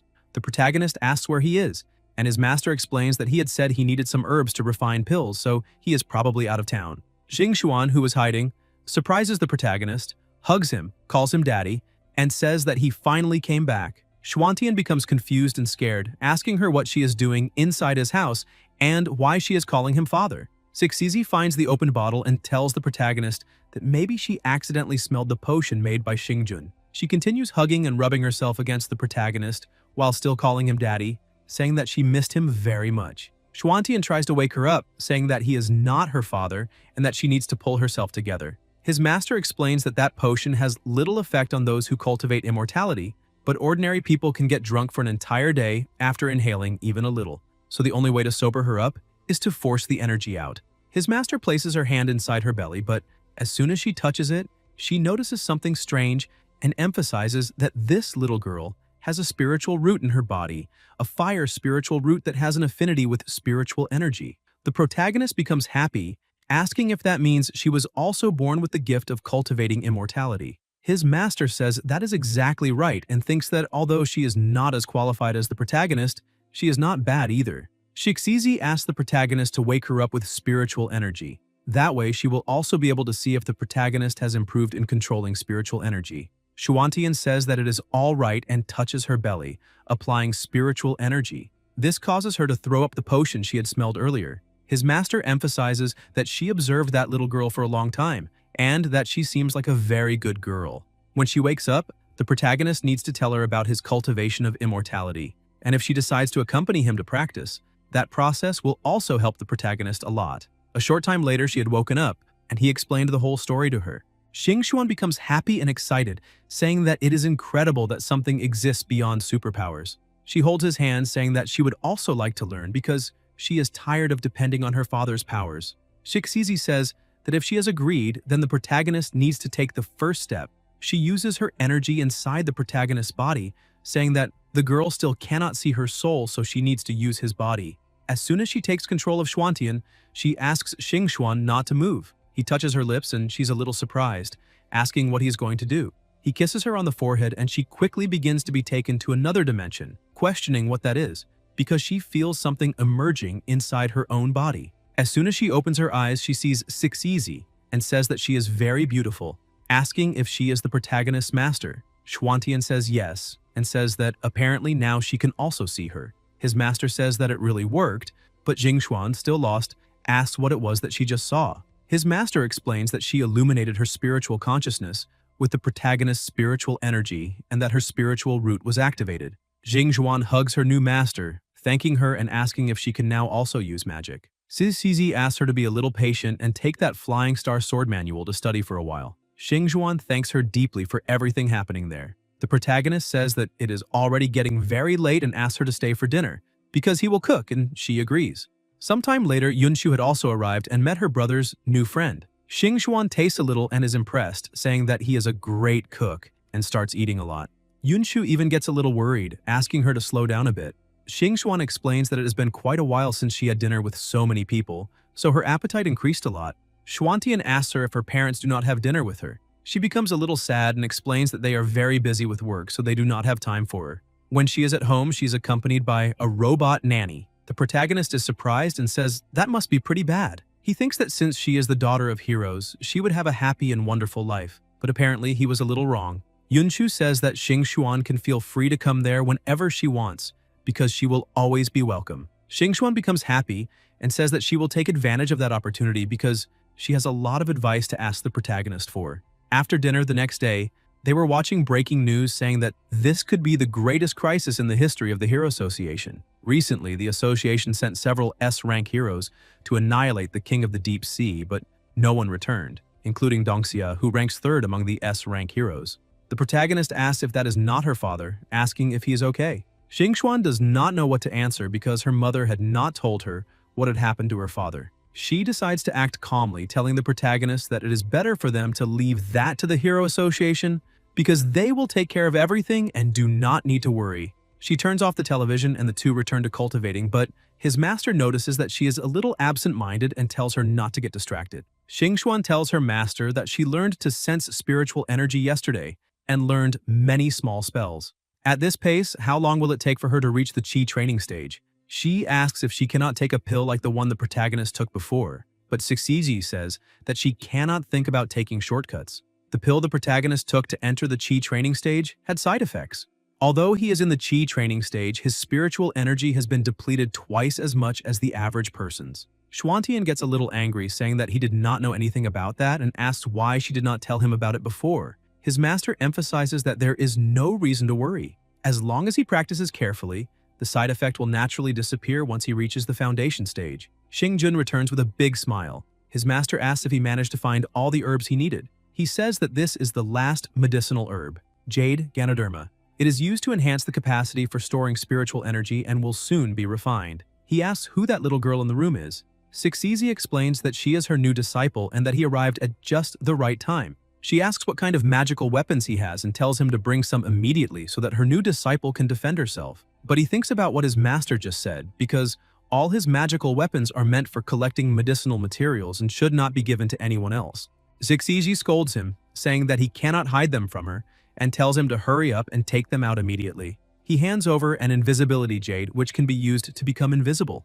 All the user needs to do is add a bit of spiritual energy. This item is very useful if the person needs to get out of an emergency situation. Xing Xuan becomes happy and thanks him for the gift, thinking that now she can become invisible, and that means she can use this magical weapon to save her father. While she was in the middle of the street, she receives a call from her mother, who was furious, asking where she was because the butler had said that she had not returned yet. But Xing Xuan argues with her mother, saying that this has absolutely nothing to do with her, and asks why she was hiding information about her father. The president becomes a little upset, saying that telling her daughter would not solve the problem and that all she needs to do is go to school and behave properly because she will take care of everything. Xing Xuan asks what her mother meant by telling her would not solve the problem. She reminds her mother that she is the daughter of heroes and that if something happened to her dad, she does not know what she would do. She hangs up, telling her mother to forget all of this, since it is a waste of time. The president keeps trying to talk to her daughter, but she no longer answers. Xing Xuan looks at a panel with her father's photo saying, "Mighty King." She thinks that other people may look down on her, but now even her own mother is looking down on her. She thinks that this time, she needs to rely on her own strength and prove to everyone that she is capable. She has always been labeled as the daughter of heroes since she was a child and has held herself to high standards. In their eyes, she was supposed to be superior to ordinary people in every aspect. Despite her great efforts to prove herself, she always tried to live up to everyone's expectations. Her powers also mysteriously disappeared, and every day she can only depend on her father's superpower to try to do anything. But now she no longer wants to live in her parents' shadows. Even if it means using the immortal art she just learned, she will do everything to save her father by herself, because her month of vehicle driving training was not in vain. Meanwhile, at the base, Xingjun was sleeping like a baby.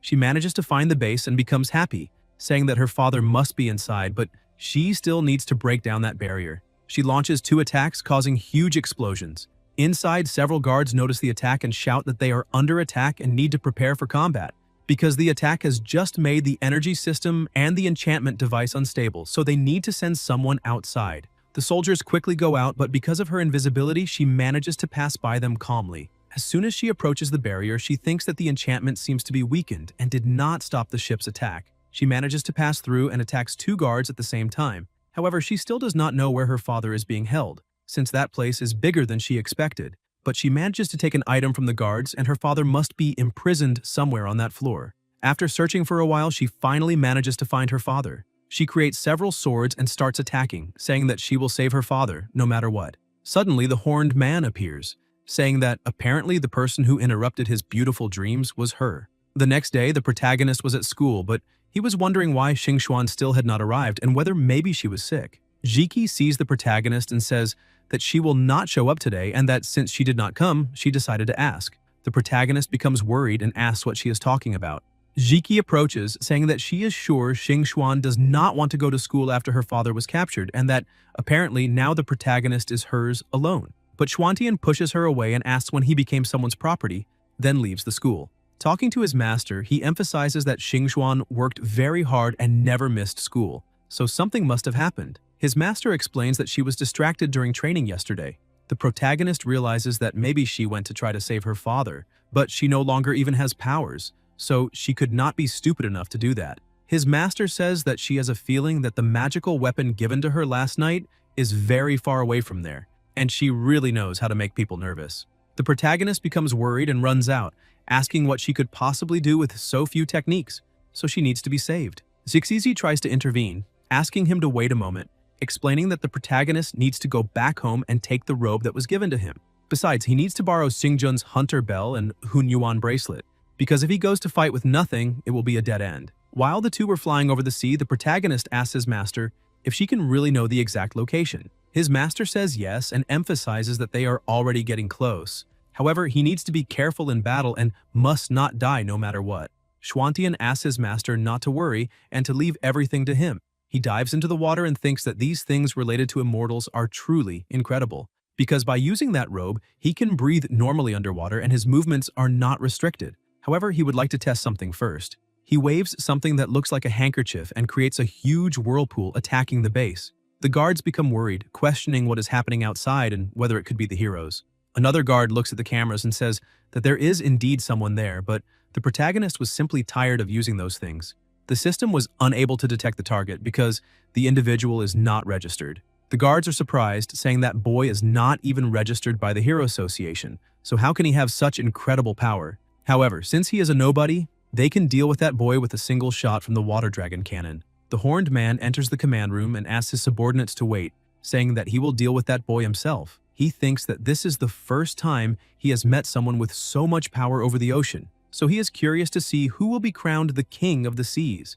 Outside, the protagonist was still attacking, saying that he has already caused a huge mess, so why has no one come out yet? Suddenly, he realizes that an enormous volume of water is coming toward him and manages to defend himself. The horned man appears, saying that the protagonist was turning the ocean upside down with only a piece of cloth, and that is impressive. He creates several water sharks and orders them to attack the protagonist.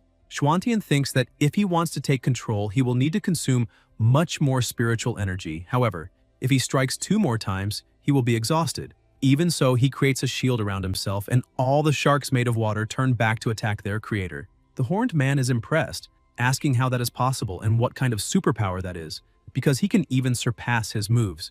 Because of that, the horned man thinks that his opponent's power must not be psychokinesis and is probably an area of the special system. He activates Dragon Claw Wave to counterattack, but the protagonist manages to advance, telling him to immediately release Xingshuan and all the heroes he imprisoned inside. The horned man grabs the piece of cloth, thinking that the protagonist must use that thing to control the waves. With a smile on his face, he tells the protagonist that he has to admit it is very brave of him to come there alone. He grips the cloth tightly and creates serpents to attack, emphasizing that the protagonist had better give up on those heroic dreams he is having. Xuantian becomes scared, seeing that his opponent's strength really is very great. However, since he wants that thing so badly, now he will receive it. The horned man manages to grab the cloth and thinks that as long as he destroys it, the protagonist will be unable to use his specialized power to control the waves. But when he tries to tear that piece of cloth apart, he becomes confused, since he cannot rip that old rag. The protagonist uses his powers, saying that now he will solve the problem, and wraps his opponent in the cloth. But the horned man manages to break free, asking if the protagonist thinks that old piece of cloth will contain him. He attacks the protagonist with everything he has, but his attack has no effect, and he is shocked. He keeps attacking with everything he has, but it is useless. Xuantian starts mocking the situation and asks if that is really how S-rank villains attack, because it is nothing but a joke, since all of them are very weak. He emphasizes that now it is his turn to attack. The horned man starts feeling pressured and thinks that the protagonist's weapons are very powerful, and he needs to force him into the barrier and then capture him, because he will not be able to defeat him while he has those weapons. Zixizi appears, telling the protagonist that he must not enter the barrier, because there is something inside restricting the flow of spiritual energy. He realizes that he was already very close to the barrier, and his master emphasizes that once he crosses that barrier, he will no longer be able to use immortal methods. His weapons are the only things he can rely on. The horned man takes advantage of this opening and advances, saying that now he will not be able to escape. Xuantian interrupts his attack with his piece of cloth and thinks that it is no wonder the heroes were captured. However, he will not die there and can escape at any moment using another weapon. And if that is the case, he will beat his opponent at his own game. He decides to enter the barrier on his own. The horned man creates a water dragon, saying that now that poor boy is trapped. But Xuantian already had a plan in mind. He needs to trick his opponent by pretending that the weapon is broken. He receives the attack, asking why his weapon is not working. But even after receiving the attack, he remains without a single scratch and starts laughing, telling his opponent that although his weapon is broken, he is still unable to defeat him. The horned man traps him inside a water bubble, saying that this does not matter because he cannot escape without his superpowers. Humans are the same as fish. He thinks that he needs to take that boy inside the bubble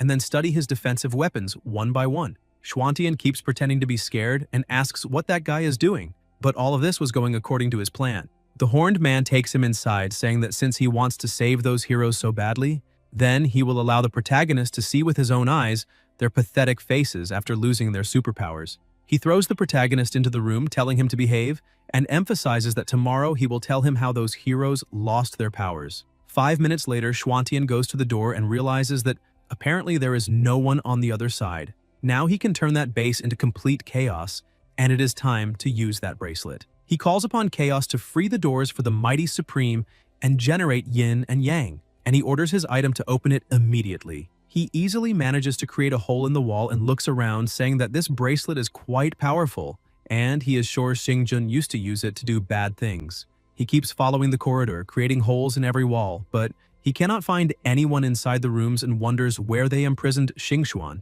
Meanwhile, in the level 1 room of the base, a girl was asking a young man if he had recovered his powers. Tick, the 11th S-rank superhero, says not yet, because he believes someone there has deactivated their superpowers. The 12th S-rank superheroine, named Siren, asks if it is possible that the enemy is a user of a special system. That is very troublesome. If they do not know how he activates his power, it will be difficult to escape. She becomes sad, saying that she has not done live streams for days, and if her fans find out the state she is in now, they will certainly abandon her. The protagonist manages to find the two of them, but thinks that the king of the deep sea even captured ordinary people, so he will come back there later to rescue the mother and the son. A short time later, he reaches the last room and finally manages to find Dongxia. He enters the room, happy, because he finally managed to find one of the people he was looking for. Dongxia looks at the protagonist and asks who he is and whether he was sent by the Hero Association to save him. The protagonist explains that he is Xingxuan's classmate and is there to rescue the two of them. Dongxia is surprised and asks if he really is a student, questioning if that was the superpower he used just now. The protagonist says that it is more or less like that and asks if he knows where they imprisoned his daughter. But Dongxia becomes possessed by rage and asks if the protagonist is really saying that they also captured Xingxuan, and that when he gets out of there, he will make all of them pay one by one. Schwantian asks him to wait a moment because he will free him now, but Dongxia asks the protagonist to wait because that cage is specially reinforced so he cannot open it. As soon as he gets out, an alarm will be triggered and he cannot use his powers right now. Because of that, he has a very important task for the protagonist to carry out. Since he managed to get in there alone, it means he is capable of taking on that task. Schwantian asks him to say what needs to be done and he will do it. Dongxia explains that somewhere inside that base there is a machine hidden that can nullify powers, and when he destroys it, Dongxia will be able to break free on his own. The protagonist says that when he found that base, he also discovered that there is some kind of enchantment outside it and asks where he can find it. Dongxia says that he read about it in an underground laboratory he had destroyed. This machine needs to be connected to electricity, and there must be a heavy army protecting it. It is difficult to fight them directly, so he suggests destroying the energy system. Schwantian says that he understands and that he will carry out the mission immediately. Meanwhile, the guards were drinking, telling everyone to relax, because the head captain is protecting her. Besides, the boss is in his own room, so they can have their own fun and no one will find out. They open the door saying that she is one of the top celebrity streamers, much better than the girl the boss captured yesterday. They ask Siren to play with them right now, but she gets irritated, asking how they dare do that. One of the guards keeps laughing, saying that now that they have lost their superpowers, she is just a weak woman, and the other one is an ordinary child, so there is nothing they can do. All she needs to do is obey the orders they are giving. Tick steps in front, saying that he will not allow it, but one of the guards kicks him, sending him flying away, telling him to get out of the way immediately. He gets ready and tells his colleagues that they can enjoy themselves as much as they want that night because they will have a beautiful S-rank superheroine. She tries to attack, saying that they are nothing but a bunch of disgusting men, but the guards grab her foot and say that she can keep trying because the more she struggles, the more exciting things become. Suddenly, the protagonist opens the portal and punches the soldier in the face, knocking out one of his teeth, telling them to take their filthy hands off that boy's mother immediately. But Siren gets angry and shouts at the protagonist, asking who he is calling a mother and questioning whether she looks that old. Tick asks her to calm down because that boy just saved the two of them. The protagonist says that they cannot waste time, so he needs to quickly finish off those three idiots. With one attack, he manages to defeat all three at the same time. Siren is impressed asking if that is the boy's superpower. However, he should not be able to use his power inside that place, so who is he really? He goes over to one of the guards and takes one of their communicators, saying that now no one will disturb them for a while. Besides, they can also take that communicator and create a communication channel. If anything happens, they just need to call him immediately. Siren thanks him and asks if he was sent by the Hero Association. But the protagonist says that he is just a passing student. However, he has other things to do now and will come back to save them later. He opens the gate again and passes through the wall, leaving her surprised, because he managed to leave that place extremely easily. Meanwhile, in the security room, the guard was sleeping while the protagonist was doing all of that. Another guard enters and punches his companion in the head, calling him an idiot and asking who let him sleep there, because they need to send those heroes to Cthulhu and none of them can be missing. But as soon as he looks at one of the panels, he gets scared and asks how that boy managed to escape. The guard runs out, saying that he is going there now and that his companion needs to sound the alarm and warn the boss. The two guards standing in the corridor say that it is very boring to stay there, so they need to go out and have some fun. The protagonist thinks that after a long time, he has finally arrived, but suddenly the alarm begins to sound and the two guards run toward him. He thinks that he does not have much time to waste and needs to race against time, defeats the two of them easily, and advances to the energy equipment room. As soon as he enters, he realizes that this seems to be the right place, and now all he needs to do is destroy it. But one of the guards tries to attack him from inside. However, his robe protects him from any attack. Meanwhile, inside the study room, the horned man was holding the protagonist's handkerchief, saying that it is very strange because the texture of the cloth is normal and it is also not a product made from superpowers, so why is it so resistant? However, he decides to leave that aside since the people from Cthulhu will go there to check and they will conduct a lot of research in that field, so he believes he should be able to get some answer. He starts dancing, saying that it is impossible to control the ocean with only a piece of cloth. Suddenly, the alarm starts ringing for him too. He asks what is happening and one of the guards bursts through the door shouting for the boss but becomes a little surprised when he sees what he was doing. The horned man composes himself and asks what the problem is. The guard shouts in fear, saying that the guy they captured earlier escaped. The deputy chief is impressed, asking how he managed to do that since he cannot use his superpowers inside that place. He orders all the soldiers to stay exactly where they are because he will deal with this problem personally. The deputy chief runs out thinking that the protagonist was heading to the energy equipment room, so maybe he knows the secret. And if he lets all the heroes escape, those people from Cthulhu will tear him apart, so he needs to stop him immediately. Meanwhile, the guard who is trying to attack the protagonist questions how he can use his superpowers, because they have tested that machine so many times that it is impossible for there to be a bug. Schwantian laughs and attacks the soldier, saying that it is because he is the bug himself. He begins destroying all the energy equipment and laughs, saying that the task is complete. The girl from before, outside, was approaching, saying that something strange was happening because the machine's barrier disappeared and something is wrong. Chelsea, a member of Cthulhu, asks Monet if the heroes the boss asked them to collect did not escape. McCarter, another member of Cthulhu, says that this will actually be a little fun, since she loves this game of cat and mouse. Monet becomes worried, saying that something happened, and asks Chelsea to go with her so they can check the machine. Meanwhile, McCarter needs to go check on the heroes.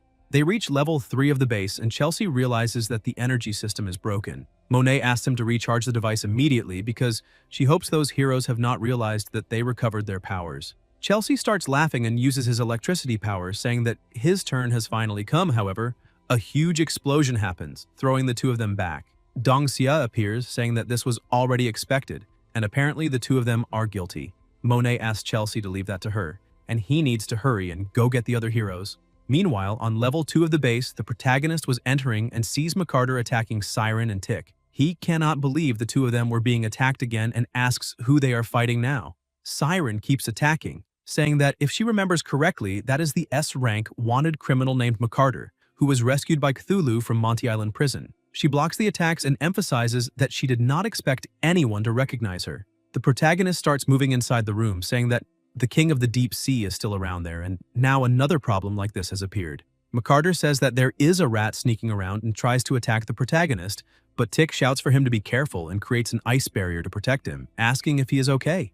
The protagonist says yes and thanks him. McCarter gets even angrier, saying that this obstacle is very annoying. The protagonist steps in front of the two of them and Siren asks him to be careful because that woman is very fast. Schwantian thinks that they need to find a way to restrict that woman's movements. He notices an opportunity and attacks by sending the ring toward her. However, she defends herself, saying that this kind of attack will hardly hit. But the ring swerves, grows larger, and starts chasing her. The ring's speed is extremely greater than hers, and it manages to place itself around her body, imprisoning her. He tells the others to attack now.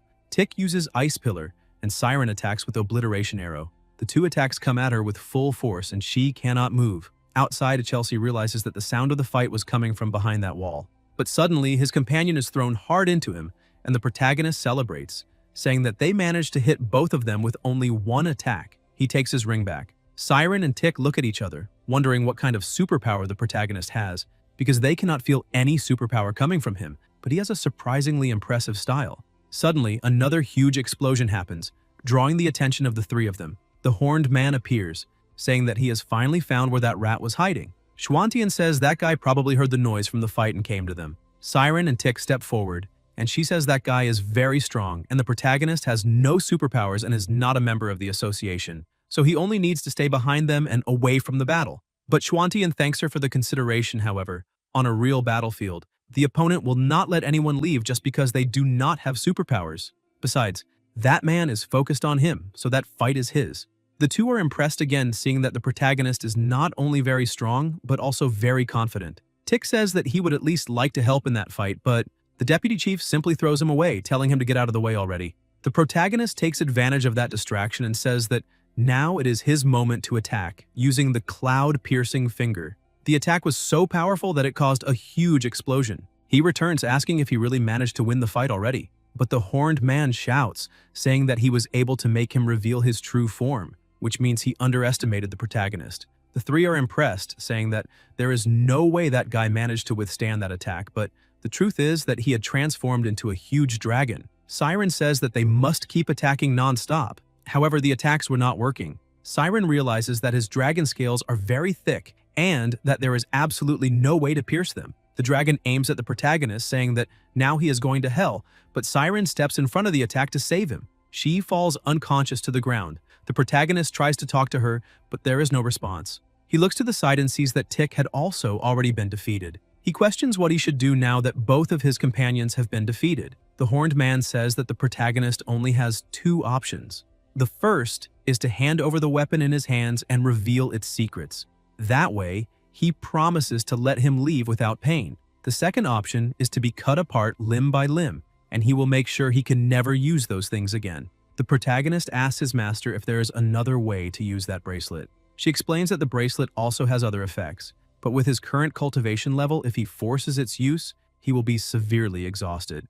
Schwantian starts releasing more power, saying that there is no way to know the consequences if he does not try, not to mention that he does not want to be defeated by that kind of useless person. The protagonist advances, saying that the price for his weapons will have to be paid with his opponent's own life. However, the dragon says that those things will have no effect on him and receives the attacks. He starts duplicating, creating several other rings. The dragon keeps laughing, asking if the protagonist is doing some kind of magic trick for him because he does not know what use that has on his body. Schwantian asks if that is really true and asks what the dragon will do with 10 of those rings. The rings begin trapping the dragon, and Schwantian orders them to start closing in, crushing him. His master looks at the protagonist and thinks that he really is very smart because he had the idea of using his duplication power and, at the same time, provoked the king of the deep sea and distracted him so that he could trap him with a single move. Besides, she realizes that the protagonist has already completely exhausted his spiritual energy because his legs are starting to tremble, but even so,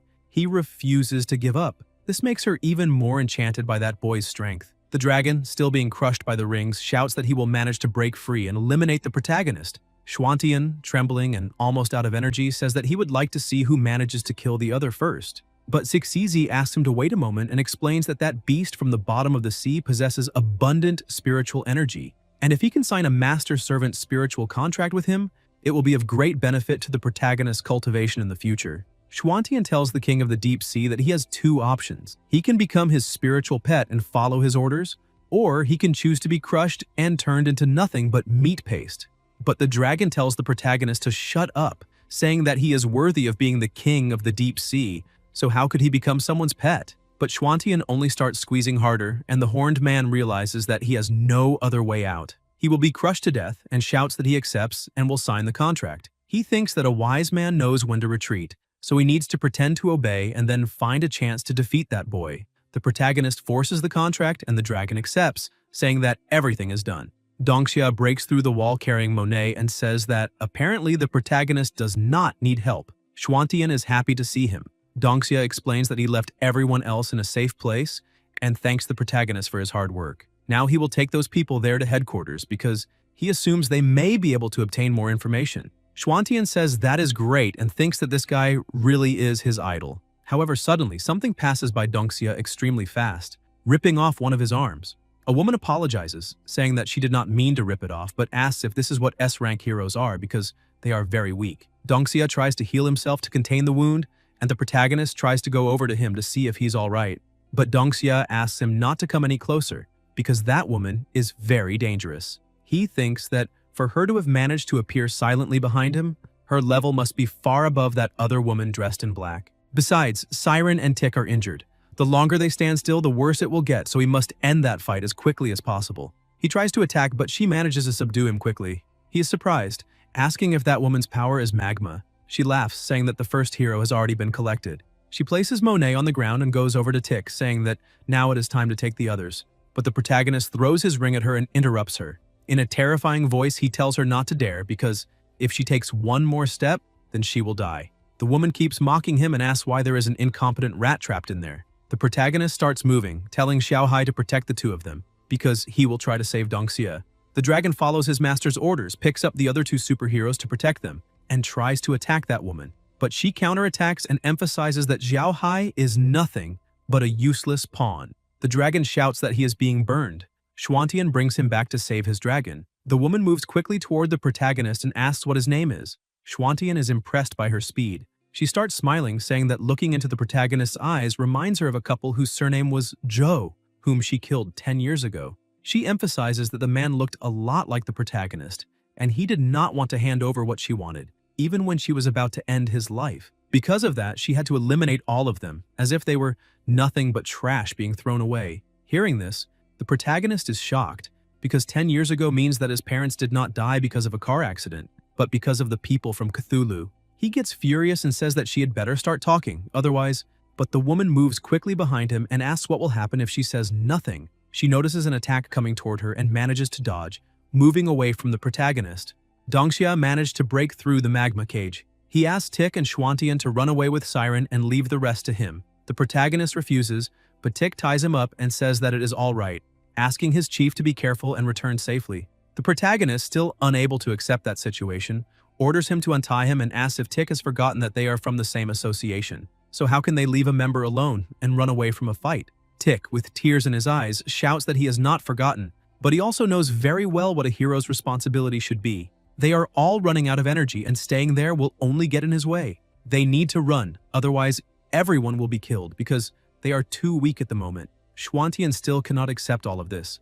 The woman uses her magma ability, saying that no one will escape. But Dongxia steps forward and creates clones, telling all of them to leave immediately because a true hero will not be defeated by just that. He uses his ability to contain the advance of the magma and looks at the protagonist, telling him to tell his daughter to remember to eat on time and not get discouraged if she cannot use her abilities in the future because as long as she has a brave heart, she can still be a heroine. Xuantian, furious, shouts that he will definitely tell her all of that and take care of her. A short time later, Dongxia had been captured and the woman was lamenting, saying that she let a few rats escape and that the boss would bother her again. Sometime later, inside his apartment on television, the news was reporting follow-up coverage on the hero kidnapping incident, which had lasted many days. The Hero Association dispatched a large number of heroes and destroyed the base in the deep sea. Except for Dongxia, all the others were successfully rescued. Yunshu was on the bed with her brother, peeling an apple. She places it beside him, telling him to remember to eat it later. She leaves the room a little upset because her brother has not said anything since he came back and continues in that state, but she has no idea what he is thinking. Xuantian was blaming himself for everything that happened because he is too weak, and if he had been even a little stronger, he could have prevented all of that from happening. His master appears, asking if he is going to stay discouraged like that forever. The protagonist hits the bed angrily, saying that ever since he began learning to become an immortal, he discovered that it was something more powerful than having superpowers. So he thought there was nothing in the world he could not achieve and never thought about his own limitations. If he keeps being reckless like before, he will not be able to protect anyone, just like what happened now. In a confident tone, he begs his master to teach him how to become even stronger as quickly as possible. He goes to Xingxuan's room and tells her everything her father had said. She asks if her father really told him to say all those words because he really is an adorable idiot. The protagonist asks her not to worry because there are many great heroes in the association, and they will definitely find a way to rescue her father. With a smile on her face, Xingxuan says that it is all right, that the protagonist does not need to stay there to comfort her, and asks him to leave because she is going to rest. But as soon as he leaves, the smile on her face falls into complete despair. She remembers when she was just a small child and her father would come through the door apologizing because he had come back late again. A dozen children had been trapped in a fire, and his duty was to save them. However, he promised that the following year he would definitely be there blowing out the candles with her. However, with tears in her eyes, she slapped her father's hand, saying that he kept saying the same thing every year. She begins questioning what it means to be an S-rank hero and what that duty he always talks about is, because he is only hurting himself every day. Dongxia always kept a smile on his face, as if he were proud of everything he did. He explains to his daughter that his duty is to protect everyone. Only when they face danger head-on does he feel how precious life is. Because of that, he believes that one day she will be able to understand what he is saying, because taking on such a duty is the glory of a true hero. Tears begin to fall and she shouts, saying that her father is a true idiot for putting himself in danger to save others. Outside, Xuantian heard all her despair and felt the weight of being weak fall onto his shoulders. He calls his master, saying that it is time to become stronger. Sixiji says that from that point on, she will be stricter with the protagonist, and he does not even need to try saying that he is too tired or that he cannot take it. However, he answers without hesitation that there is no problem, because there is only one thing going through his head. He promises himself, his parents, and everyone who suffered that he will crush every member, every base, and every last trace of Cthulhu's existence. Inside his house, his master was asking why the protagonist was slowing down and tells him not to stop. Xuantian, with his arms trembling, tells his master that she is very heavy. Sixizi says that this is complete nonsense, because she is not that heavy. Besides, she's only in a spiritual state and has not added any pressure. She remembers all of the protagonist's training and thinks that in these past few days, that boy started training under extremely high pressure. He truly has perseverance, something many people cannot maintain. She snaps her fingers, asking him to stand up, because she will teach him something new. She emphasizes that she is a teacher, so she will teach a unique secret method called the Taoti Immortal Technique. He asks what kind of technique that is. His master begins explaining that this is a technique far beyond his current domain. However, since he absorbed the Forest King's power, he is ready to extract and refine the spiritual energy around him. And this is the best moment for him to practice this new method. There are two uses for that method. One of them is relying on the master-servant spiritual contract. The power of the contracted beast will be transformed into spiritual energy and transferred into the master's body so he can use it. However, there is a limit to making master-servant contracts. Based on his current cultivation, his limit is only one, and if he signs another contract, he may explode and end up dying. The protagonist is impressed to discover that such side effects exist. His master continues explaining that the other way is direct absorption. The stronger the target whose power he absorbs, the more spiritual energy he gains, which means he faces a greater risk. In the worst-case scenario, he will be devoured by the spiritual energy and lose consciousness. To solve this problem, they need to practice. She placed several psychic balls in that space, and he only needs to stand still and try to use his inner spiritual energy to attract them as if he were a magnet.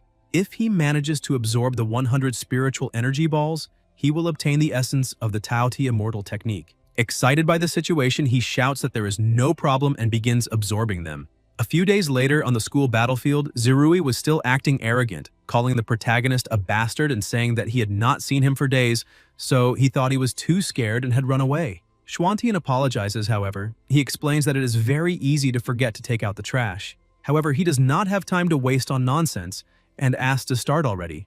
Zirui says that it is fine and asks the protagonist not to cry afterward. He thinks that to defeat him, he spent days dedicating himself and researching, making the most of his power. His superpower is to use money as the price to equally summon a powerful ghost giant. He managed to summon that monster using 100 million, and that is more than enough to defeat that piece of trash. His subordinates are impressed, saying that this is the first time they have seen the boss summon that thing, and they wonder how much it cost. The other one says that beast is immune to physical attacks and should have the strength of an A-rank monster. The monster tries to attack the protagonist, but he dodges and blocks the other attack. Zirui keeps provoking him, telling the protagonist not to just keep dodging, and asks where all that arrogance from before went. The protagonist keeps dodging and thinks that the monster is too large, so he cannot absorb it directly with the immortal method.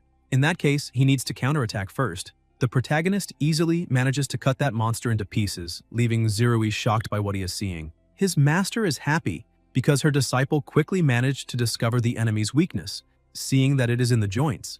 That is not bad at all. After finishing chopping up his dinner, he devours everything, and Zirui cannot understand what is happening. The protagonist smiles and thanks him for the hospitality. The other students start saying that the protagonist is the transfer student who got an S-rank score on the freshman test, and that was impressive, because he won easily, which shows that his superpower is very strong. A short time earlier, while he was practicing, Schwantian refused to give up no matter what, saying that no matter the cost, he would manage to absorb all those balls. As soon as he pulled in the last one, he shouted to his master, saying that he had finally done it. She says that he did a good job and that now he can rest. But Schwantian refuses and asks her to add another 100 psychic balls because he will double his training. This leaves her surprised.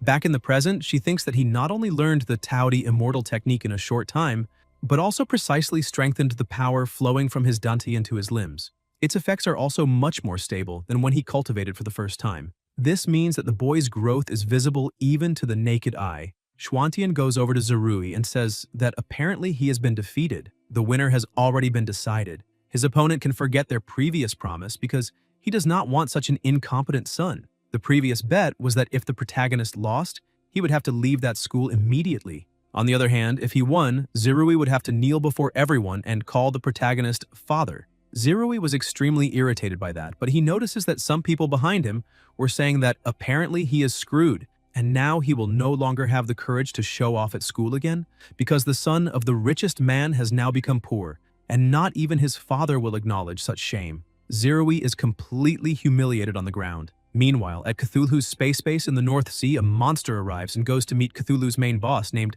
Isogda. He tells his subordinate that he's 2 minutes late. That is the Gravity King, an S-rank monster. The Gravity King emphasizes that he is very busy and that if it were not for Miss Monet, he would not even have gone there. Isogda tells the Gravity King that he should know that he never waits for anyone, but the Gravity King simply ignores all of that. Monet goes over to the Gravity King and asks him to look at the plan first because she is sure he will be interested. As soon as he starts looking at the plan, he realizes that he needs to create chaos and make Summer Island disappear. And that is very interesting. That mission is dangerous, so the price will be 3 times the current payment. He thinks that if such a thing happens, it will be a great event that shakes the world, so the eyes of the whole world will be on him. That way, he will earn the title of the most evil villain in history, the Gravity King. He emphasizes that if the plan goes well, he hopes Miss Monet can have a drink with him later. She says that if everything goes well, she can consider doing that. He gets excited, saying that he will prepare, and they only need to wait for the good news.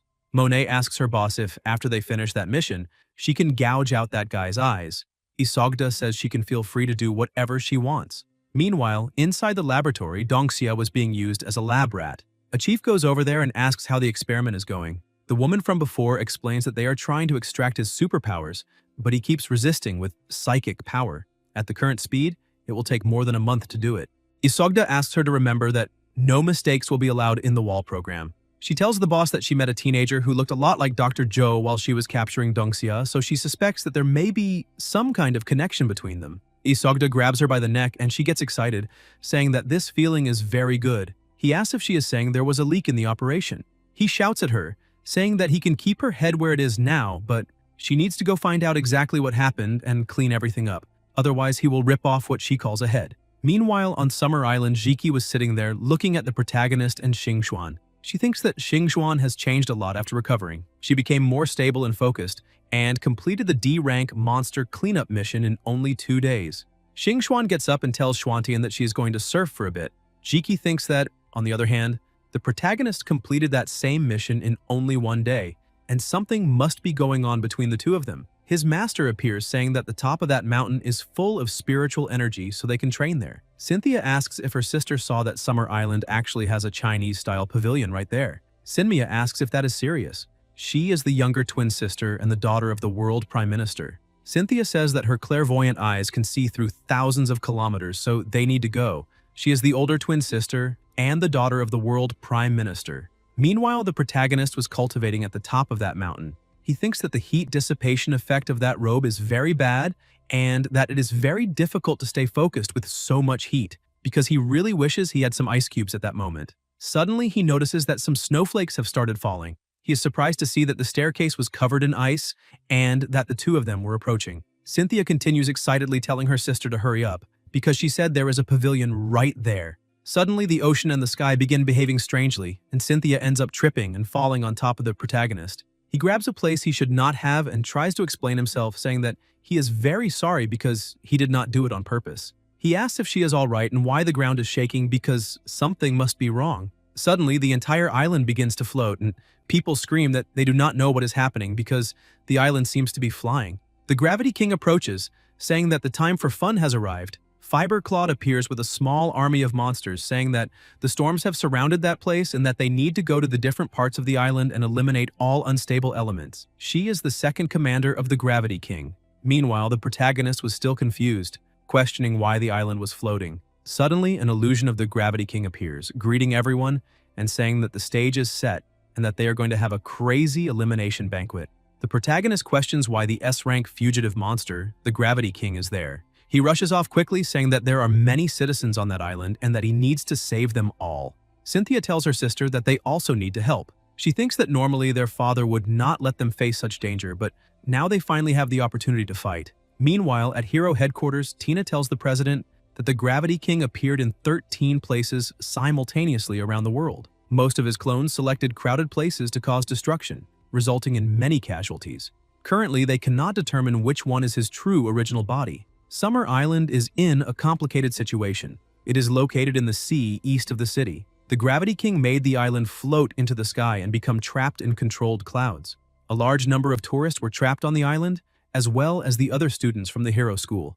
Initially, it is estimated that the number of people involved reaches tens of thousands.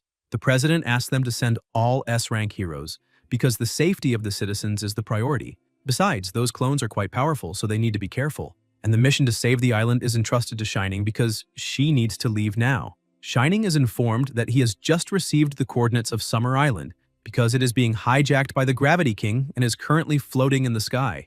Because of that, he is being assigned to handle it due to his ability to fly. And if he happens to find the real Gravity King, he needs to report it immediately. Meanwhile, in the middle of the island, the other monsters were causing true chaos, making the humans beg not to be eliminated. One of the monsters holds a human, saying that the only thing he wants is to eliminate everyone. But suddenly, he is attacked by the protagonist, who goes over to the humans and asks if they're all right. He defeats all the monsters in front of him, saying that people with superpowers need to gather and help ordinary people first. Men need to protect women and children at all costs. They can leave through the right side and try not to be alone. He thinks that the teachers and students from the Hero School are there, so he believes they should be able to protect those who are temporarily helpless. The people with superpowers try to control the crowd, asking them not to panic and to stay calm. The twins also approach, defeating one of the monsters, asking them to stop bullying the weak. They continue attacking, causing a huge mess among some monsters, but they end up getting distracted and are caught off guard by another monster who knocks them to the ground. The monster starts laughing, saying that he found a pair of beautiful sisters and that tonight will be like paradise. But the protagonist appears behind him, asking what paradise he is talking about, because the only place he is going is straight to hell. He uses the immortal technique to absorb that demon immediately. Guys, if you enjoyed the video, leave a like, comment, and subscribe to the channel so you don't miss new content. Thank you.